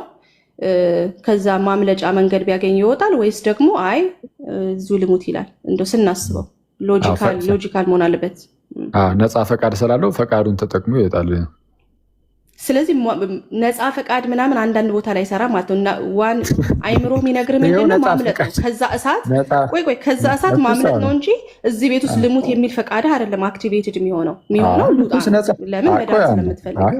ለምሳሌ አንዳንድ ሰው ራሱን የሚያጠፋ እኮ አለ። ምንም ይኸው በቃ እንደው ራሴን አጠፋለሁ ብሎ የሚያጠፋ አለ። ስለዛ ነፃ ፈቃዱን ተጠቅሞ ነው እሱም አይ ማምለጥ እፈልጋለሁ የሚል ካለ አንደኛ ውስጥ ሻው ዲዛይሩ ይኖራል ምን የማድረግ ከዚህ የማምለጥ እሱ ደግሞ ያለው ደግሞ ሀይሊ በጣም የሚጣመረው ከፈቃድሽ ጋር ነው። ያለ ነፃ ፈቃድሽ የምታደርጊው ነገር አይደለም። ያ አይ እኔ ይሄ ላይፍ እንደውም ከብዶኛል ተጨንቅ ያለው መሞት ነው የምፈልገው ብሎ እዛው መቅረት መብቱ እኮ ነው። ስቲል እሱም ነፃ ፈቃድ አለው። ምክንያቱም ራሳቸውን የሚያጠፉ ሰዎች አይተናል። በጣም በርካታ ሰዎች ራሳቸውን ከፎቅ ላይ እየጣሉ ምናምን። ስለዛ ምንድነው ነፃ ፈቃድ የሚባል ነገር አለ ነው። ባይ ዘ ዌይ ራስ ማጥፋት ምናምን ነገር ኢዝ አሶሺየትድ ዊዝ ሜንታል ኢልነስ ኦር ደግሞ ዲማኒክ ፖዘሽን ፒፕል ዊዝ ዲማኒክ ፖዘሽን ያለባቸው ሰዎች they tend to think እንደዚህ እነሱ ነፃ ፈቃዳቸውን ሳይጠቀሙ ነው በሌላ መንፈስ በሌላ መንፈስ እኔ ልንገርህ ስለማውቀው ነው የምነግርህ ስለማውቀው ሜሪ ምንም ሆነ ምን እንግዲህ ነፃ ፈቃዳቸውን አያውቁም ነፃ ፈቃድ ስለሆነ እሱን አንጻራዊ አድርገን አይደለም የምናወራው። ኢንጀነራል ኖርማል የሆነ ሰው ያለ ነፃ ፈቃዳቸው የሚያደርጉት ነገር የለም። አሁን እነሱም ሆነ መውጣት የሚፈልገው መውጣት የሚፈልገው ላለመሞት ነው። ላለመሞት ግን መውጣትን ይመርጣል። ይህ ምርጫ የእሱ ምርጫ ነው አይደለም መውጣት ከዛ ነው ሌላ ነገር ሊሆን አይችልም። እሳት ውስጥ መንደድ የሚፈልግ ሰው በምድር ላይ እኔ አላየሁም። እዚሁ ጋር ቆሜ ልንደድ የሚል ሰው አንለስ ሜንታል ኢልነስ ኦር ሳምቲንግ እሱ ሌላ እንግዲህ ችግር የለውም። ባይመርጥ የሚያወጣው ሰው ነው የሚፈልገው። እስቲ ነፃ ምርጫ ነው ያለው ነው እያልኩሽ ያለው ከኔ የመውጣት ነፃ ምርጫ አለው ነው። እሺ ይህንን ያመጣሽው ግን ለምንድን ነው? እስቲ አብራሪልን እስቲ በዚህ ውስጥ አድርገሽ እስቲ የመጽሐፍ ቅዱሱን ነፃ ፈቃድ የለውም ምናምን የሚለውን ከድህነት አንጻር ልታስረጅ የፈለግሽውን አስረጅ። እድሉን ልስጥሽ። እሺ ጥሩ። ምን መሰለ፣ ማንም ሰው ፍርድ ላይ ነው ያለው። የእግዚአብሔር ፍርድ ላይ እያለ ነፃ ፈቃዴን ተጠቅሜ ሲኦል ልግባ አይደለም የምትለው። እንኳን አይደለም እኛ ደካሞች የሆንን ሰዎች ሉሲፈር እንኳን ኦር ደግሞ የሰይጣን ላይክ የፎልን ኤንጅሎች እድል ቢሰጣቸው መግባት ነው የሚፈልጉት አይደል እንዴ? ይሄን መቼ ስናውቃለን። ቢካዝ እድል ቢሰጣቸው እሳት ውስጥ ለዘላለም መቃጠል አይደለም የሚፈልጉት ብለዋል እኮ ለኢየሱስ ክርስቶስ ያለ ጊዜያችን ለምን መጣህ ልታሰቃየን ነው ወይ ያሉት። ለምን ሄት መሰቃየት የሚፈልግ ከሰይጣን ጀምሮ አሁን ለሰይጣን እድል ቢሰጠው ይድናል ያልሽበትን ምክንያት እዚህ ይመርጣል ይህን ምርጫ ያመጣል ያልሽው ኬት ነው? ከእግዚአብሔር ጋር የመኖር ምርጫ አለው ያልሽው ከምን አንጻር ስትለኝ ከፍርሃታቸው አንጻር ኬት ነው ያመጣሽው ነው እንጂ ኬት ነው ያመጣሽው? ከፍርሃታቸው አንጻር ምንድነው ፈርተዋል። በጣም ወደውት ቢሆን ኖሮ መጣልን ሲመጣባቸው እግዚአብሔር ልጆች በጣም አስፈሪ ነው የእግዚአብሔር ቁጣ ማለት ነው። ዝም ብሎ ምንቀል ሰይጣን እንኳን የሚፈራው ቁጣ ነው ማለት ነው። ወደውት አላልኩም። ወደውት አላልኩም እኔ ወደውት አላልኩም ግን እድል ቢሰጠው ሰይጣንም ይድናል ይጸድቃል ያልሽው ኬት አምጥተሽ ነው? እድሉ ቢሰጠው ሰይጣንም ቢሚል ይመስልሃል ወይስ ጭንቀታቸው የተነሳ? እኔ እስከማውቀው ድረስ ሰይጣን ኦልሬዲ በቃ ግብሩ ሙሉ በሙሉ እንደዚህ አይነት ነገር ስለሆነ የመምጣት ፍላጎት ይኖረዋል ምናምን የሚል እምነት የለኝም። አሁን እዚህ ውስጥ መግባት እንደዛ ሳይሆን አንቺ ስላልሽ አመጣሁት እንጂ እሺ ቶርመንቲንግ ባይሆን ይሄ እሳት የተዘጋጀው ለሰይጣንና ለመላእክቶቹ ነው። ኢየሱስ ክርስቶስ ሲል ምንድነው እንደ ቅጣት ነው አይደል? እንደ ይሄን የሰጠው እግዚአብሔር እንደሚያሳምመው ስላወቀ ነው እንጂ የሆነ ገብቶ ሚዝናናበት በልቡ ትዕቢተኛ ስለሆነ ክብርን የሚሻ ነው ሁሌ። እንደዛ ቢሆን እኮ ማለት ነው ለምን ይቅርታ አይጠይቅም ታዲያ? እድሉን ለምን አይሞክርም? ይቅርታ ጠይቁ። አናቅም እኛ ምን ይቅርታ ይጠይቅ አይጠይቅ አናቅም። ምህረት አላረገለትም ነው የተባለው። እግዚአብሔር ምህረት አላረገለትም ያለን እንጂ እሱ ሄደ ይቅርታ ይጠይቅ። የቱ ጋር ነው ምህረት አላደረገለትም? የቱ ጋር ነው? ኦኬ ምን አለው? ሕዝቅኤል ላይ ሲነግረው ምን አለው? እንደዚህ ያልክ እንዲህ ታበይክ እንዲህ ያልክ ካለው በኋላ አስወጣው ምናምን አለው እኮ። እሱማ ምህረት አላደርግልህም አለ። ቅጣ ፍርድን የሚያመጣበት ራይት ፍርድን ያመጣበት በሰራው ኃጢአት ምህረትህን አላደርግልህም ግን ይቅርታ ቢጠይቅ ነው እንደዛ ሊያስብል የሚችለው። እና እኔ ይቅርታ ጠይቁም ሊሆን ይችላል ያልሽው እዚሁንና ልጅ አሁን በሌለ ነገር እንትን ስንል በሌለ ነገር ኤክስፕሊሲት ስለሌለ ምህረት እንኳን ጠይቁ ግን እሱ ሳይሆን ፖይንታችን ምንድነው? እሱ እንኳን ማንም የእግዚአብሔርን ቁጣ ማንም ሰው አይፈልግም ነው ፖይንቴ። እንኳን አይደለም እኛ ሰይጣንም አይፈልገውም ነው እንጂ እንደዚህ እናድርግ። ለምሳሌ አንድ ሙስሊም ሰው የእግዚአብሔርን ቅጣት ይፈልጋል? አይፈልግም። እነሱ እንደውም ሞር አይፈልጉም። ካልፈለጉ ለምን ታዲያ ነፃ ፈቃድ ካልፈለጉ ታዲያ ለምን አልወጡም? ያላቸው ምርጫ መዳን ብቻ ከሆነ የዚህ ዓለም ገዢ የማያምኑትን ሁሉ አይን አሳውሯል ይላል መጽሐፍ ቅዱስ ሲናገር። ስለዚህ እውነት አልበራላቸው። የዚህ ዓለም ገዢ እንዳያምኑ አይምሯቸውን አሳውሯል ይላል። እነሱን ብቻ ሳይሆን ክርስቶስን የማያምን ሁላ ማለት ነው። ክርስቶስን የማያምነውን ሁሉ አይናቸውን አሳውሯል። ስለዚህ ማመን አልቻሉም። የዚህ ዓለም ገዢ አይናቸውን አሳውሯል ይላል። ስለዚህ እግዚአብሔር አይናቸውን ያሳወረው ለምንድን ነው? ስላላመኑ እኩስ እግዚአብሔር አስቀድሞ ስላልመረጣቸው ወይስ? እንደዛ አይደለም የሚለው ቃሉ የሚለው ለምን እንደታወሩ ሲናገር በማያምኑት ላይ ስለሚል የማያምኑት ሰዎች የማያምኑት ለምንድን ነው? እግዚአብሔር አስቀድሞ ሲመርጥ እነሱን ስለተዋቸው ነው ወይስ አይደለም? ምን ይላል መሰለ? ማንም እግዚአብሔር የሚፈልግ የለም ምናምን የሚለው ጥቅስን ታውቀዋለህ አይደለ? ምንድን ነው የሰው ልጅ የአዳምን ኔቸር ስለወሰደ ሲያድግም ደግሞ እውቀት እየያዘ ሲመጣና አደልት ሲሆን በዛው ኃጢአቱ ነው የሚቀጥለው። ወደ ዘቀጠ ኃጢአቱ ነው የሚቀጥለው። ይሄ ኃጢአት አያስቆመውም። ገባ? ስለዚህ እግዚአብሔር ደግሞ ይመርጣላ። እግዚአብሔር ደግሞ ሂዋን ምህረት የሚያደርግለትን እግዚአብሔር ይመርጣል። ሁላችንም ሙታን ነበረን። እኛም አንቺ ለምሳሌ ዳንሺው ዜር ስለመረጠች ነው። አዎ እኔን ስለመረጠ ምን አደረገ? ከዛ ሁላ ሂሴድ ምህረት አደረገልኝ፣ ፓርደን አደረገልኝ። ሌሎቹስ የቀሩትስ አላቅም፣ ማን እንደሆነ አናቅም፣ የተመረጡትን አናቅም። እኩስ የተመረጡትንማ አታቂም። የቀሩትስ ምን ሆኑ? የቀሩትስ ወይም ደግሞ ያልዳኑት አንቺን ስለመረጠኝ ዳንኩኝ አልሽ። እሺ ያልዳኑትስ እነሱ ስላልተመረጡ ነው ወይ ያልዳኑት? ኦብቪየስ ነው አይደለ? ግን ለምን እንዳልተመረጡ ግን አናቅም። እሱ የእግዚአብሔር መርማሪ ስለሆነ እግዚአብሔር ነው የሚያውቀው። ስላልተመረጡ ነው። ግን ለምን የሚለው በራሱ በእግዚአብሔር ነው፣ በቃ ከሰዎቹ አይደለም እኮ። ምክንያቱም ግን አናቅ በምን ቤዝስ እሱ ከሰዎቹ አይደለም እንደማይመርጣቸው አናቅ። ቢያንስ ይህንን እናውቃለን ከሰዎቹ እንዳልሆነ። አንቺም ሲመርጥሽ እነሱ ሚስተዋቸው ከሰዎቹ እንዳልሆነ ይታወቃል። ምክንያቱም እነሱ ከአንቺ ምንም የተለየ ነገር ስላልነበራቸው ማለት ነው። የላቸውም። እሱ ልክ ነው። ስለዛ ከሰዎች አንጻር ከሰዎቹ ምንም በቃ ከሰዎቹ አንጻር አይደለም። አንቺም የዳንሽው እግዚአብሔር ስለመረጠች ነው። ሙስሊሞችም ያልዳኑት እግዚአብሔር ስላልመረጣቸው ነው እያልሽ ነው ያለሽው። እና ይህንን መጽሐፍ ቅዱስ አይልም ነው እያልን ያለ ነው። እኛ እያልን ያለ ነው ደግሞ ምንድነው እግዚአብሔር አንቺን ብቻ አይደለም ሙስሊሞችንም ማዳን ይፈልጋል። በጣም በሚያስገርም ሁኔታ ማለት ነው። አረብ ሀገራት ላይ ምናልባት ስትሄጂ ወይም ሶማሌ ክልል ምናምን ስትሄጂ አብዛኛው ህዝብ ለምሳሌ ያልዳነ ሊሆን ይችላል። በአንድም በሌላ ምክንያት በሙስሊም ቤተሰብ የተወለዱ ምናምን ነገር ምናልባት ግን ሄዱ አሁን ወንጌል ምናምን በደንብ የደረሰበት ቦታ ቢሆን ሰዎች ክርስቶስን በማወቁ ውስጥ ምናምን ሰዎች ወደ ድህነት ምናምን ሊመጡ ይችሉ ነበረ። ግን እንደዚያና እንደዚህ ነገር ስላልተፈጠረ እንደዚያ ነው። ስለዚህ አሁን ምን ያስብላል? እግዚአብሔር አረብ ሀገራት ላይ እና አንዳንድ አካባቢዎች ላይ ለብዙ ዘመናት ዝም ብሎ ብዙም የመረጠው ህዝብ የለም ያስብላል። ማለት በቃ የሚያስፈሩ የሙስሊም ክልሎች ላይ መምረጥ አይችልም እግዚአብሔር ራሱ። እነሱ በጣም ይድናሉ። እዛ ሀገር ራሱ በጣም የዳኑ ሰዎች እኔ በጣም እከታተላለሁ። ቴስቲሞናቸው ሲሰጡ አይወጡም የተባሉ ሰዎች ሲወጡ አይተናል። 100% ሙስሊም ናቸው እኮ አላልኩም።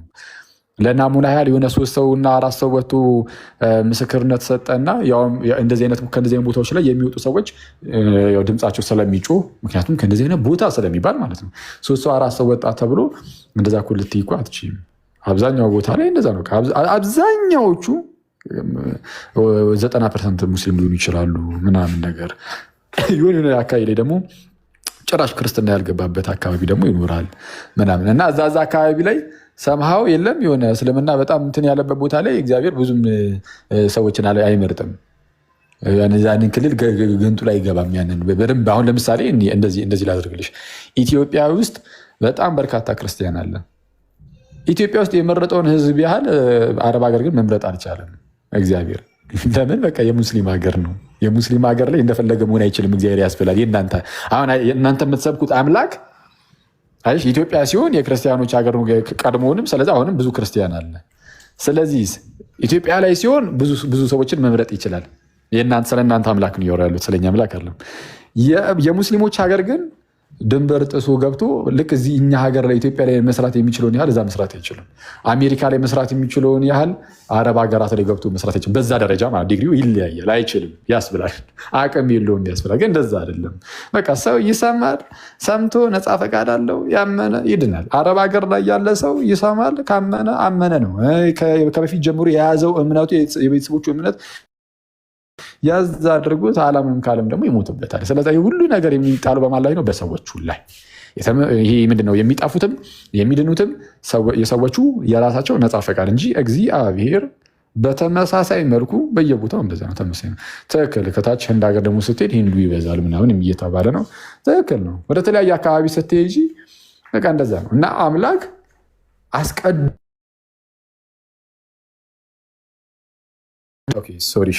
ተቋርጬ የነበረ አስቀድሞም በክርስትና የመጡ ሀገራት ላይ ሲሆን ብዙ ሰዎችን መምረጥ ይችላል። ከዛ ውጭ ግን አቅም የለውም ይመስላል። እና አቅመ ቢስ ሲሆን አምላክ ነው እየሰበካችሁ ያላችሁት ብዬ አስባለሁ። እንደኔ ማለት ነው። ሉዓላዊ ነው አላችሁ እንጂ ግን አቅም የለውም። አቅም ካለው ኢትዮጵያ ላይ በሚመርጠው ልክ ለምን አረብ ሀገር ላይ ለምን ተይው፣ ኢትዮጵያ ውስጥ ማለት ነው እዚህ መሀል አካባቢ ላይ በሚመርጠው ልክ ለምን ሶማሌ ላይ አልመረጠም? ወይስ የሶማሌው እንደ አካባቢ ያየውና ያኛውን አካባቢ ትቼዋለሁ እያለ እየተሆነ ለምን ሶማሌ ላይ መሀል አካባቢ ላይ በሚመርጠው ልክ አልመረጠም? ወይም ሰሜኑ ላይ ምናምን ደቡባዊ ላይ ማለት እንችላለን። ፕሮቴስታንቶች ስላሉ እንግዲህ ብዙ የዳኑ ሰዎች አሉ ተብሎ ይታመናል ብዬ አስባለሁ በእናንተ። ስለዚ እዛዛ ላይ እንደመረጠው ለምን ሶማሌ ላይ አልመረጠም? የውጩም ሶማሌ የእኛ ሀገሩም ሶማሌ ላይ አፋር ላይ ለምን በደንብ አልመረጠም? ሶማሌ አልኩኝ እንደውም አፋር ማለት በጣም ይቅርታ። አፋር ላይ ለምን በደንብ አልመረጠም? አፋር ላይ በቃ አቅም የለውም ካለው ለምን በቃ የሙስሊም አካባቢ ነው። አጋጣሚ ሆኖ በሆነ አጋጣሚ ከሆነ ሰዓት ጀምሮ ሙስሊሞች በጣም እዛ ላይ እንትን ስላሉ ሰዎች በቀላሉ ክርስቲያን መሆን አይችሉም። እና ሉዓላዊ ነው በጣም ሀያል ምናምን ትላላችሁ እንጂ አቅመ ቢስ ታደርጉታላችሁ አምላክን ብዬ አስባለሁ።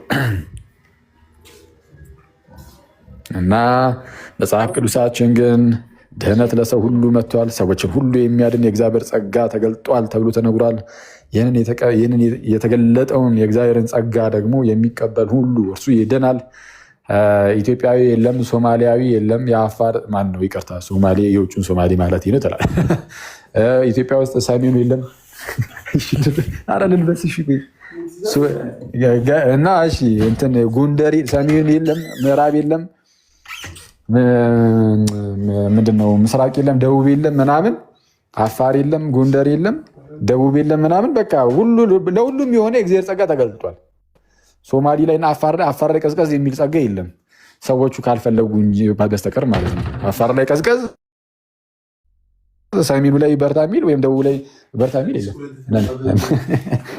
ኧረ እዚህ ጋር ሊገለኝ ነው። ቻው በቃ ጋይስ፣ እዚህ ጋር በጣም ተያሱ ልወጣ ነው። ሚሩን በቃ እናወራለን። ሲሶ ሌላ ጊዜ እኔ እኮ በቃ አንዴ ተጀምሯል ብዬ እኮ ቶፒኩ እኮ እንትን አልኩ።